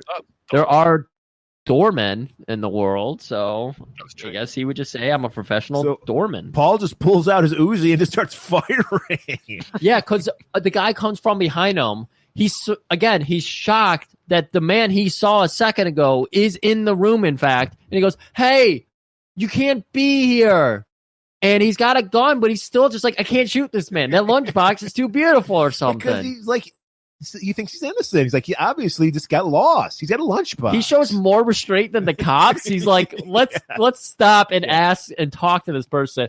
But yeah, he turns around and murders the fuck out of that guy. He just kills everybody in that room. He opens the door, shoots everybody, throws a bomb in there. Yes. Oh, man. And then he starts killing everybody. Oh. All right. So now we're going to get a couple of little quick cuts here. We got Sergeant Phil, and he's got a printout. That same printout of the 9 cars with the license plates and the blue Tornado, and he circles Paul Kersey. I was about to call him Jack Kersey. Circles Paul Kersey, and yeah. he's like biting, like he comes up, camera comes up and he's like biting his thumb. He's like, what's going on with Phil? Like they already figured out it was Paul. They're suspicious of him, but why is Phil suddenly surprised again? Or what? Well, I didn't know what this emotion was. was. Yeah, he's like, I finally got him. It's got to be him. Yeah. This is Sexy Stash. Yeah. He's the only guy that has Sexy Stash on a license plate.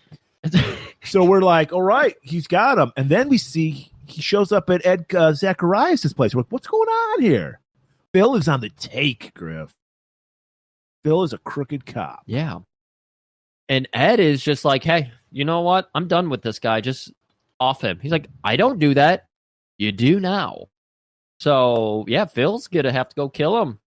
And sure enough, that night, Phil, he's a go-getter. This is why Phil is where he is in life, because he doesn't wait and plan things out. He magoos his way into it as well. He's just like Paul in that way. So he shows up at Paul's work, and we know from Death Wish 2, or Death Wish 1, actually, I think in all the Death Wish movies, he's burning the midnight oil. Yes. Oh. Just still trying to decide. Like, because all his days spent in killing people, he's still got, like, responsibilities. Still got deadlines. I mean, I guess for this movie, it makes more sense. Because it was at night he was always going around killing people. And now he's doing it in the daytime. Right. And he's still just walking away. Right. Explosions, people seeing him, everything. He's easy to identify. Sexy mustache, leather face. No one... He's invisible. Anyways, Paul, he's at his office working. Marble, giant glasses, concrete, wood. I still can't decide what to go with. He's going through the fucking flip saving sheets. the hills, bulldozing the hills. Just can't decide. Trying to find a new maid. Guy is busy. Phil confronts him, and he's like, "Hey, I know it's you. You're gonna die, mister." Pulls out a gun. Yeah, he wants to know who Paul's been working for, and he's like, "Well, I work here in building 22A. I'm an architect. My wife's dead." I mean, who are you working for? I work for architect. Concrete, marble, cherubs. I'm making a sandwich. I wish he had the lunchbox and he just tapped it with his fingers or something. And that lunchbox is much of a distraction that he shoots him right through his fucking table. His Paul shoots Phil. Yeah, Paul shoots Phil in the heart. Where does he have his gun, though? Because he's in the office. He's doing a nice little architectural drawing or designing a new milk carton or something. And you don't see him reaching for a gun. So it's obviously sat on his easel. It's like, my God, what's going on? What we learn is that he gets his dick hard. So he's just rubbing a gun against his dick and shit, like while he's doing his work. That's how I read it too. And that's what luck would have it. He needed it. So yeah. He did the money shot all over Phil. I'm surprised he didn't accidentally shoot when he was spooked by Phil, because he probably thought he was all alone, to do his mature shootulation. Yes, what you just said there. Projectilation.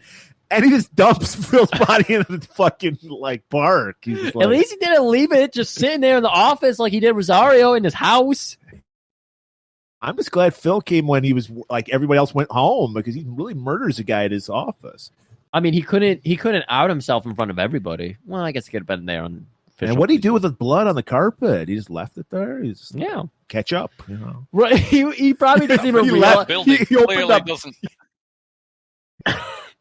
He opened up his lunchbox and laid it there and made it look like ketchup, and was like the perfect crime. So I'm guessing that building doesn't have 24-hour security then, carrying, poor old Phil out going, "Good night." Security guard. Ever since the death of Rosario, cleaning has been hard in LA, because she worked for about 100 of the 250 people. I'm sure he could have pulled the commando line if he went by a security guard. My friend here is dead tired. But I'm also realizing that Paul doesn't realize Rosario is dead. So he's probably saying, Rosario will clean that up tomorrow. That's probably his go-to all the time. Still thinks Rosario's alive. Yeah, so he's exactly. 6 years later, it's like, where is she? 2 to 5 years. 2 to 5. 5 to 2 years. 5 to 2 years. 5 to 2 years. Because we did learn earlier, they get the years wrong with the first two movies when the cops are talking. Like, 1975, no, 74 when the first happened. 1981, it's like, no, it's 1982 is when the second one happened. Was the winter. Maybe there was a New Year's Eve, so it was 74 into 75. I don't know. All right. So, like, Reiner's at the scene with Lieutenant. He's like, I know it's that fucking Kersey guy. Hey, leave that shit alone. Yeah, he had to have figured out the vigilante. He circled it on this paper. There's a fingerprint and a nail clipping. It's got to be it. He always bites his nail when he figures out who is a vigilante murder. So Ed, he's sweating now. It's all, it's like, is it the fucking Romero brothers? Is it this fucking vigilante? I don't fucking know. I believe this is when he's starting to actually kind of piece it together. He's like, there's too much happening right now. I'm losing my guys. Jack's losing his guys. Like something's up. And so he gives Jack a call, and he's like, look, why don't you come over? I'm going to get another one of those nudie cakes we love so much. I'll let you lick the candle this time. And we'll talk. We got to talk about something serious. And he's like, I'm not coming over, but the cake sounds good. Why don't we meet in the oil fields? I'll bring the cake, and I'll lick the nip. Sounds good to me. So they agree to meet at the oil field. And it's a good thing. And we see Paul, like, listening Yeah, in. I was just going to say, Paul, of course, even in his Magoo-like way, he did manage to get the recorders in there, or transmitters, whatever, Ritz crackers, whatever he threw in there. They work. So they show up, each have their goon squads with them. Yeah, Jack was like, I'll go, but I'm bringing my men. So they both have like a dozen guys, all armed to the teeth. And we see they're meeting up. We see Paul in the background with a fucking giant ass fucking assault rifle with a scope on it. Jeez, that thing was huge. And he's looking through the scope at everything. Got a great readout in there, digital readout, telling them exactly the chance of the person dying immediately upon impact. Really nice. And Paul's just waiting. He wants these guys to be at each other's throats before he shoots. Right. Because he's still trying to keep it, a turf war. Yeah. Well, we got Jack, who's like the lead Romero brother. He's like the smart one, but Tony's the hothead. He's like, I know you're fucking behind this, Zacharias. I know you fucking are. It's like, I'm not doing it. I brought a cake, for fuck's sake. How can I be behind anything? And just as he says that, Kersey's like, this is my time to make my move. And he shoots Jack in the arm with the fucking sniper rifle. And Tony's like, I fucking know it. And they all just start opening fire on each other. It is insanity. There's people dying. Paul's taking a couple pop shots in there just for fun. Like, he's trying to let these guys kind of solve it themselves. But every once in a while, like, he's like, I got to kill this guy. It's just too funny. And then he sees Ed, who's running away. Jack gets blown away. He gets killed. Yeah. Like, as far as I could tell, maybe one mobster got away in the car or something, but it was Ed all by himself, and Paul sees that. And so he lets him run a little bit just to tire himself out, and then he shoots him in, like, the ankle, I think. She's like in the kneecap. Kneecap. Well, that'd be worse. What was the driver called? Because Ed kept going, nah, nah, I didn't get that either. Nah. You're right. It's like, oh my God. You're right. I didn't know what the fuck he was saying. He was like, nah, nah. Adrian! Like, what? I thought I was watching Rocky 1 there. Yeah. I forgot all about that. And the thing is, they could have totally picked him up. He's the boss, and he's taken off. That's right. They did. There was someone who drove. Oh, jeez. Yeah. That's too funny. And then Paul just leisurely walks up to him, and he's like, who are you? He pulls out a picture of Erica. And he recognized him. He's like, we Leo. met in Idaho. Boise, Idaho. Leo the waiter. And he's like, recognize this? He's like, I don't know what the fuck that is. And then he just shoots him for that. He's just like, all right. So we get a nice little cut here of the police station, and Paul has mission accomplished, Griff. The both Romero brothers and all the mobs the mobs no more drugs are gone from LA now. Exactly. And Paul has loosened his lawyers on the police department for getting too close to him. So again, Rainer's captain is telling him, like, stay the fuck away from Kersey. His lawyers are down our throats, and we got nothing on him. Got nothing. So it's a perfect crime. An end of movie, right? Credit. That was a good show, guys. Woo! I'll finish. Paul Kersey can go and go to another city, Chicago. He can go back home to his girlfriend and marry her. Now he has to go back to New York. Remember, he goes. Oh yeah, he just travels coast to coast. Yeah. So I hear Portland's pretty rough because there are riots like every fucking day apparently in Portland. So maybe he needs to go there. Maybe. So he's ready to like just finish up everything with Nathan. So he goes to Nathan's place, and he's like, "I need to talk to Nathan." Mattingly from what was that fucking movie we did? Black That was Black Belt Jones, or no, Cleopatra Jones. Cleopatra Jones answers in his yellow chauffeur suit. Like, Mr. White will not see you. It's like, you'll see me now. Pull the gun on this motherfucking guy. He's working for Nathan White. He's put the gun on him. And he's like, okay, I'll take you. And then I think what we're seeing here is he hasn't returned to Karen in a long time because Karen has completely disappeared from this movie. She's so into the weeds of her investigative journalistic piece on drugs that she has like disappeared from this movie. Well, he has not gotten out all like he needs to level off his murder boner right now by getting a little action with Karen. So he needs to tame himself, but he hasn't. That's why he's pulling his gun on everybody. He's overdosed on murder, Murray.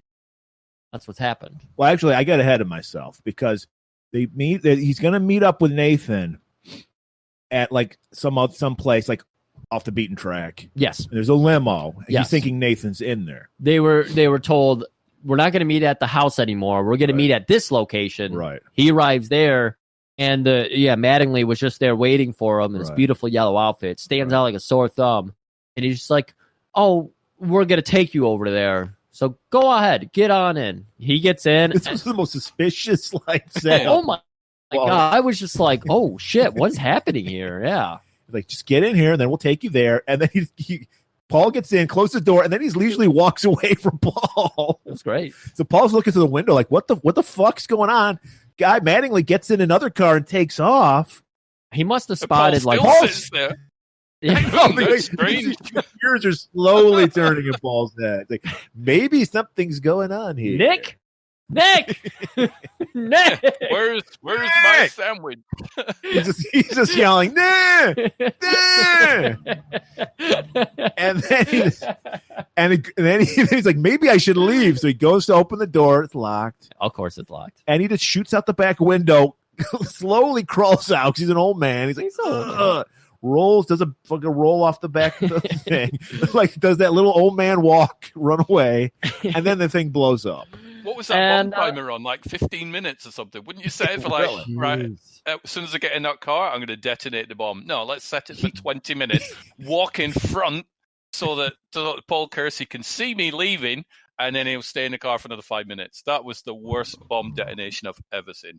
Paul did hit the snooze alarm on the time bomb. So it gave him 9 extra minutes. So I guess Paul walks there. I don't know how he arrived. His car was okay. Oh, yeah, he gets his blue Tornado back. Right. Why did he never switch cars? Like, anyways, blue Tornado drives it over to where he met Nathan the first time. Right. And he knocks on the door, and there's like an unbeknownst doorman waiting for him. Yeah, it's Mattingly again. It was Mattingly again? Yeah. No, it wasn't. It was a different guy. Yeah, I don't know. Because he was like, what are you fucking doing here? And he's like, I'm here to see the man, Mr. White, Nathan. He's like, we don't know you. No, he says, he's like, he says Mr. White won't see you. Oh. And he's like, he'll see me now. That's when he pulls out, like I said earlier, he pulls the gun out. I got ahead of myself.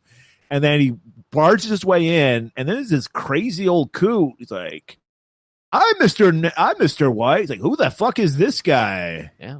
I can't murder him, and I want to murder. Yeah. So we're like, holy shit, John P. Ryan? Mr. White? He's actually good at going undercover. Unlike our man Paul, who is the worst undercover. So Paul, he's confused. He just gets into the Tornado and just goes home. He's like, I'm going to go home. Well, he tries to get home. He gets fucking arrested. Right. He gets pulled over. Like around the block. Right. And the cops pull him over, and they're like, Mr. Kersey, we're arresting you for the death of these drug dealers. Yeah. They handcuff. Give him the longest chain on that longest chain. He resists, and so they, instead of cuffing him behind, they cuff him in front. Right. And then they put him in the car, and Paul's just like sitting here, and I don't remember what they said. I think they said, remember, we can't go to Vinny's, because we're not allowed there because they're part of the mob. They're working with the mob too. And so he hears them say we can't go to Vinny's. He's like, I knew these guys were no good because Vinny loves cops. Right. So Paul just starts kicking out the cage in the back. Cops they're just like, they don't know what to do because he's white. So they're like, shit, if he was black, I would just shoot him immediately. So they're confused. They don't know what's going on. Isn't this the best in every movie when a guy kicks out the back of a cop car and the cops are just like, all right, I don't know what to do. Why did the cops keep driving, though? Why don't you just pull over and just punch him through the window? Anything. Anything. Let's speed up and go around a corner while this guy's kicking in the grill. No. You can Idiots. clearly see the ramp that they had set up by the car that they run into. And then it disappears on the shaft. You're like, who moved that ramp? So we get the nice flip over on the top of the car. Flips over. Paul somehow's fine. He's elder. He's the oldest motherfucker in this car. This had to be him getting out of the car because no man could make it look so perfectly just old man trying to crawl his way out of a bad situation. He did such a good job in this scene. Bravo, Paul. Or I should say Charles Bronson. That was perfect. He uncuffs himself and goes straight to home. So now we get, this was the greatest acting job I've ever seen, from one character to another. Yeah, we don't get to see the transition. Band-Aid ripped straight off. John P. Ryan shows his true colors. He's a scumbag drug dealer. He does have the white hair and white stash still. He does still have that, but he has got gold jewelry everywhere. We can tell, and it screams drug dealer. I'm like, John P's for perfection. Ryan, mwah! He's got the fucking Jean-Claude Dockers on up to his nipples. He's got a members only jacket. That just screams drug dealer to me. He's got the bit of hair that flicks over his forehead now, so the hairstyle's changed a bit, so that's how we know it's him. Oh, okay. Constantly grabbing his dick like a drug dealer would do. Sure. And he's just swearing every other. He's a motherfucker. We're like, this guy's street. Holy shit. I love how we set up the third act here because, yes, we have the Band-Aid removed. We get enlightened to Paul Ryan's real... Wait, Paul Ryan? What? John P. Ryan. John P. Ryan. Wow. Jack Ryan. I don't know. Hunt for Red October. Drug dealers, whatever. Ryan Seacrest. So he's got people from both of the gangs working for him now. Both the mobs working for him now. And he's conducting everything. He's pulling all the strings. Well, we learned that there weren't two gangs running the drugs. There were three gangs. Yeah. And he's the kingpin of that third gang. So he was hiding in the weeds, and he saw his moment, and he struck, and he got a home run because he took out both other mobs. Right. He let Paul Kersey's lust for murder do his work for him. He took out two of the biggest drug dealing families by using a single 63-year-old pensioner or 68-year-old pensioner. I wonder if he was trying to get Paul killed too, because all of his acts leading up to this have failed miserably. He's caught multiple times. He's nearly killed. Everybody multiple fucking times. knows Paul Kersey, and he's around all these murders that have happened for the past 20 years. And Nathan is still like, great work. We got to get you right back out there. Like he was trying to get him killed because he was threatened. I mean, Nathan wasn't a spring chicken himself. Like he probably looked like he was 50 or, still not too old, but definitely a little older. Anyways. But not only that, we also noticed that Tupac and Tupac Tupac's in it. Whoa. He did the music. Are working for him too. And remember, he was giving info to Karen because Karen just disappeared for the last hour. Like I said just a minute ago. So he's like, hey, that Paul Kersey, he's with Karen. We can use her as a hostage. And, there we go. We're going straight to the kidnapping. Tupac goes right out to the streets. Hey, I got more information for you. You're going to have to meet with me over here. And then they kidnap her. Yeah, they kidnap her. So they don't waste any time with Karen in this movie. She's in for the first few scenes, and then she is gone, and then she gets kidnapped. So Paul must have hitchhiked. He walked. I don't know. He finally gets home. This is also a Death Wish bit. Yes, it is. He should have had a little cold or something. Sniffles. Yeah, because Reiner's sitting there. Because every Death Wish movie, a cop breaks into somebody's house. And he confronts him. And he's like, hey, Paul Kersey, you're the only guy with a Blue Tornado to Sexy Stash. I know you're the vigilante. And you killed my partner. Bill was dirty. He was 2 weeks away from retirement. There's no way he was dirty. And in this little fight here, Ryder actually gets Paul pinned down. He bitch slaps Paul. Yeah. And so Paul is just like, I don't know what to do in this situation. And once again, just like the first scene, Saved by the Bell. Phone call comes in. He's gonna reach for the phone, but Ryder's like, no. Wait, let the machine get it. And Nathan is calling him, and he's like, "Hello, Mr. Kersey. I have your lady friend here," and she shrieks out. He basically gives an alibi to Paul, like everything. Every I'm responsible for every drug deal that's going on in L.A. Good job killing the other guys. Everything. Which is a really good thing to leave on a recording device, I think. A big drug kingpin would probably go, "Hey, I'm going to leave a message. Hey, I'm in charge of all the drug traffic in your city of 500, and I'm just confessing to kidnapping. I mean, better in concrete, so shove it." I mean, today people have cameras in their pockets and they film themselves committing crimes. So it's just, well, yeah, he's so high. Like he's like, I've outsmarted everybody. Yeah. So he's riding high, and I don't know. I didn't notice any of this because I was mesmerized by a painting that was in the background. Yes, that painting. There's a painting. Well, I'll probably put a picture of this up. It looks like a midget Ruth Bader Ginsburg and a pit bull. It was so like a sore thumb. Like, what is going on with that painting? I was mesmerized. I didn't know what happened. I'm glad you wrote down what happened in the scene, Griff. I didn't know. Yeah. So Paul actually runs over to the phone because once he hears Karen's voice, he freaks out, and Ryder allows it to happen. He grabs the phone. Karen, dial tone. And then he turns over to Ryder and fucking bitch slaps him with the phone. Right. It's like, that'll knock you out for a little while. If he had the lunchbox, he probably would have bopped him over the head with that too. But he's like, I got guns to grab. And goes to the kitchen where there's 2 refrigerators. Kind of odd. But I guess he's got one for like soft drinks and whatnot. One for non-fat milk. Yeah, just milk. One for fat milk and one for skim milk. Yep. I'm starting to think maybe he had the Clockwork Orange milk, and that's why he Moloko Plus? Yeah, he was doing some crazy shit. Well, he is into ultraviolence. The only thing he's not into, and I won't say the word, the dirty R. Right. Well, he's into punishing people for it, so. And dreaming about it. And then there's the other dirty R in his life, Rosario. He still thinks alive and is cleaning off his messes. He pulls the fridge away, and there's like an arsenal behind that. Pulls out his gigantic fucking cannon with a grenade launcher on it. Yes. And he's ready to fucking destroy. Oh, so it just so happened that Reiner also heard where, they were going to meet up and exchange Karen or whatever they were going to do. So he's got it in his head as well, and he's kind of stirring away. I mean, again, Paul is 80, and he just hit him with the phone. He didn't bop him with a lunchbox. So, of course, he's got to come to in like a minute or 3. Anyways. The meetup is at a parking garage. I wonder if this was the parking garage that Cannon owned. Because there's a lot of parking garages. It was the same one as the dream sequence, wasn't it? I've seen that. Same one. Yeah. Right. It's also the same one that the Highlander goes crazy in. Yeah. So they got a lot of mileage out of this parking garage. I didn't realize there was so much utility. I'm going to buy up one of the Illich parking lots in Detroit just to film movies. And so he shows up, and the plan is just ram Paul's car and kill him. And that's the plan. Yeah. But Paul's onto that. He's not new to this game.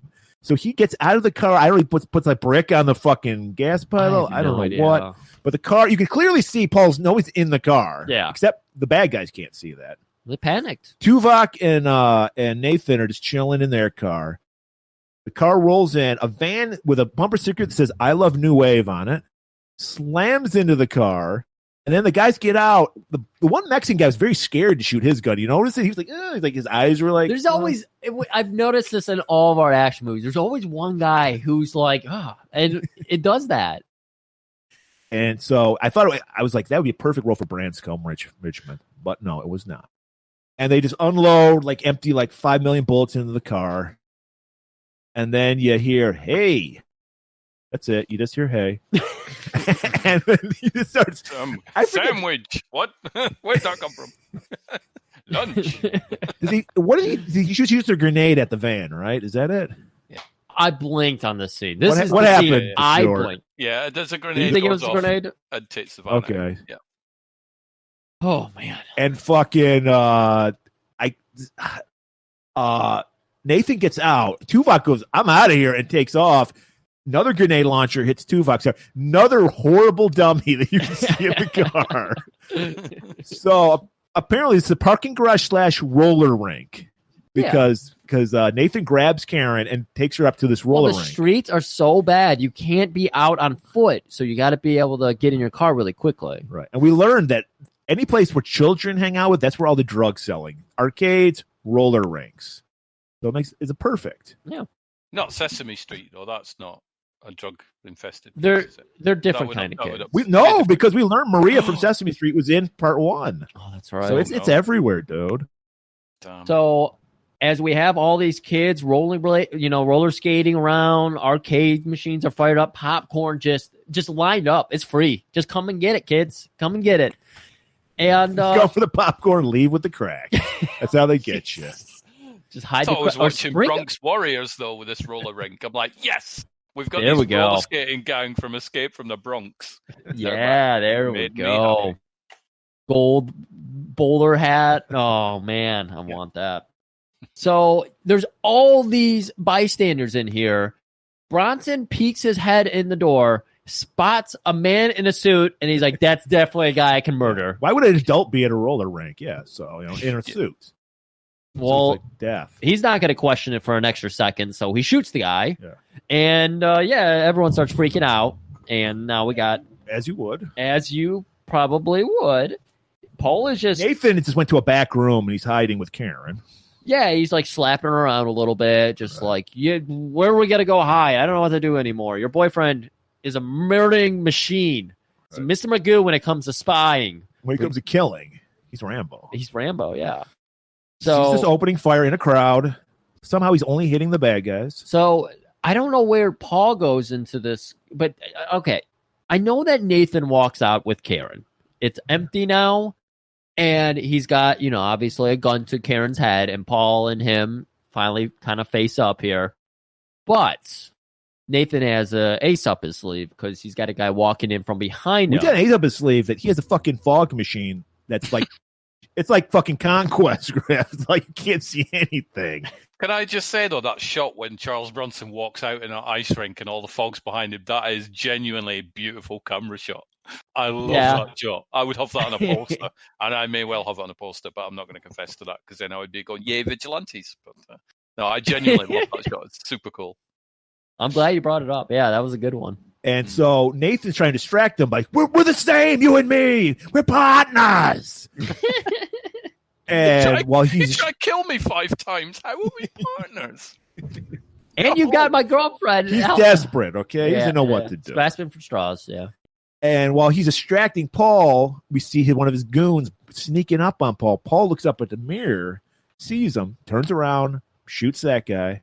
Well, I mean, this is Nathan's MO. He's so good at slipping out of situations. Right. Even with Karen, he manages, in the second it took Paul to turn and murder that man, manages to slip out. He did fire a couple shots at Paul as well, so Paul kind of hid for a second there. Anyways, so they're outside now, and it doesn't look like this place was anywhere close to a roller rink. It's like on a roof of a building, it looks like. I don't know what was going on. It was like a plaza in between office buildings. It looked like the plaza that Trouble Man was running Yes, around. I was trying to come up with the movie. I'm glad you got it. It looked like that exact plaza. And so they're out in the... It looked like the same plaza that was used in Heat as well for that gun battle where Tom Sizemore gets shot in the head when he uses a child as a hostage. I'm going to go back and check that, but it looked similar. Well, many people say this movie inspired Heat, so, I can believe it. So, this, man, Karen, she's almost home. She's almost home free, guys. She's about to be a girlfriend of Paul Kersey that gets away. This happens, but rarely. So Nathan's telling him, he's like, I'm gonna kill her. Yeah, he's letting him know. Karen's just got to play it cool for a little longer. Paul's got something figured out, but Karen freaks out and she says, "I'm an investigative journalist. You can't do this to me." turns around, eye gouges Nathan, and books it. She doesn't get very far. No. Because we're in an open plaza. Right. And Nathan doesn't take too kindly to that. Maybe now that his eyes have been gouged, he's trusting his shot instead of trying to see his shot. Because he fucking nails her. Yeah, he hits her about 50 times in the back. Yeah. And then he's like, I told you I was going to kill her. I mean, in his defense, he did tell Paul he was going to kill her. Yes. Yeah, he did. But you can't really blame him. I don't blame him. And then Paul just nonchalantly just shoots a grenade at him and just like the end of this with 3. Yeah. Blows him up. That was great. We need to get a shot of that dummy. I'm sure that one looked great. That was a cool looking dummy, that one. Yeah. And then somehow Reiner shows up. Like he knew to go here. Yeah. I told you. He Reiner probably heard. the grenades going off and, the roller rink. People But he's the skating only around cop that parade. shows up. Well, he knew to be in that place by the roller rink. They couldn't have been that far from the roller rink. And when you hear gunshots, you're going to know it. So, Okay, all right. I buy it. So he was there. He pulls out his gun on Paul and he stop right there. I'll shoot. And Paul just walks away from him. He goes, go ahead. And we get that beautiful Little slow tear. sax starting Lethal in. Weapon sax playing. Yeah. Do whatever you have to. And he's just walking over a bridge by himself into the moonlight. And Reiner's just like, I can't kill a guy that sad. Should have fired a I couple can't shots. even arrest him. Fired some shots go. into the air and screamed out in agony. But it's great that he let him go, Griff, because that leaves us for Death Wish 5. Death Wish 5. Yes, people. Death Wish. First of all, thank you again for being here with us, Stuart. You were our first. You're our favorite until we talk to our next guest. No, I'm kidding. Yeah, of course. Always great to talk You're to my you. favorite host until tomorrow night, so it's fine. There we go. We're on an even playing field. I had to watch Both super fun. Death Wish 4 twice this week because I watched Death Wish 4 in preparation for this. Then I listened to your Death Wish 1 show, I think, where you were talking about number 3. And I thought, I want to watch number 3 again. So I watched number 3. And then I thought, well, I might as well watch number 5 because I've not seen that in a few years. So I watched that. And then earlier on today, and I'm like, I can't remember what happened in Death Wish 4 now. I am literally going to show up and go, yeah, Death Wish 4. And the models and the dresses get cut and the acid bath. And I'm like, no, that was 5. So I had to rewatch Death Wish 4 just to refresh my brain. Oh, that's too funny. Well, you're welcome for for your nice little jog through Death Wish memories. Yeah, you're actually. This is the whole point of why we're doing Death Wish Month. So I'm glad it's paying off, Griff. We're actually having people watch these fucking movies. That's not. People usually don't do that. I'm redoing my house. I don't know whether I'm going to go marble or concrete, but I'm just going to decorate my house to look like a golan-globus theater. Hey, as long as you have cherubs on each side of your door. There you go, facing each other. Bad luck if they're facing the other one. Okay. I'll make sure. All right, Griff. So this has been a great, Stuart, another great episode. I don't know who's going to be leaving because everyone has been bringing their A game this past month. Maybe it's going to be next week. I don't know because we're finishing off Death Wish Month with Death Wish 5. And Griff, I've never seen it. The premise of Death Wish 5, they finally deal with the scummiest people on the earth. Fashion people. Oh, geez. I was rifling through like 100 different things in my head. And you can tell by the way me and Griff dress, we don't know anything about fashion. So I had to make a call. I had to call somebody in who knows our fashion person that we know. Everyone's favorite, the only female. Well, no, we have a couple females. She doesn't even listen. But you know her, you love her. Taffeta V is going to be in the studio. She's not going to be in the studio, but she's going to be on for the final episode. So check that out. Once we finish with a fucking bang, Death Wish 5 next week. See you all then. Keep it warm.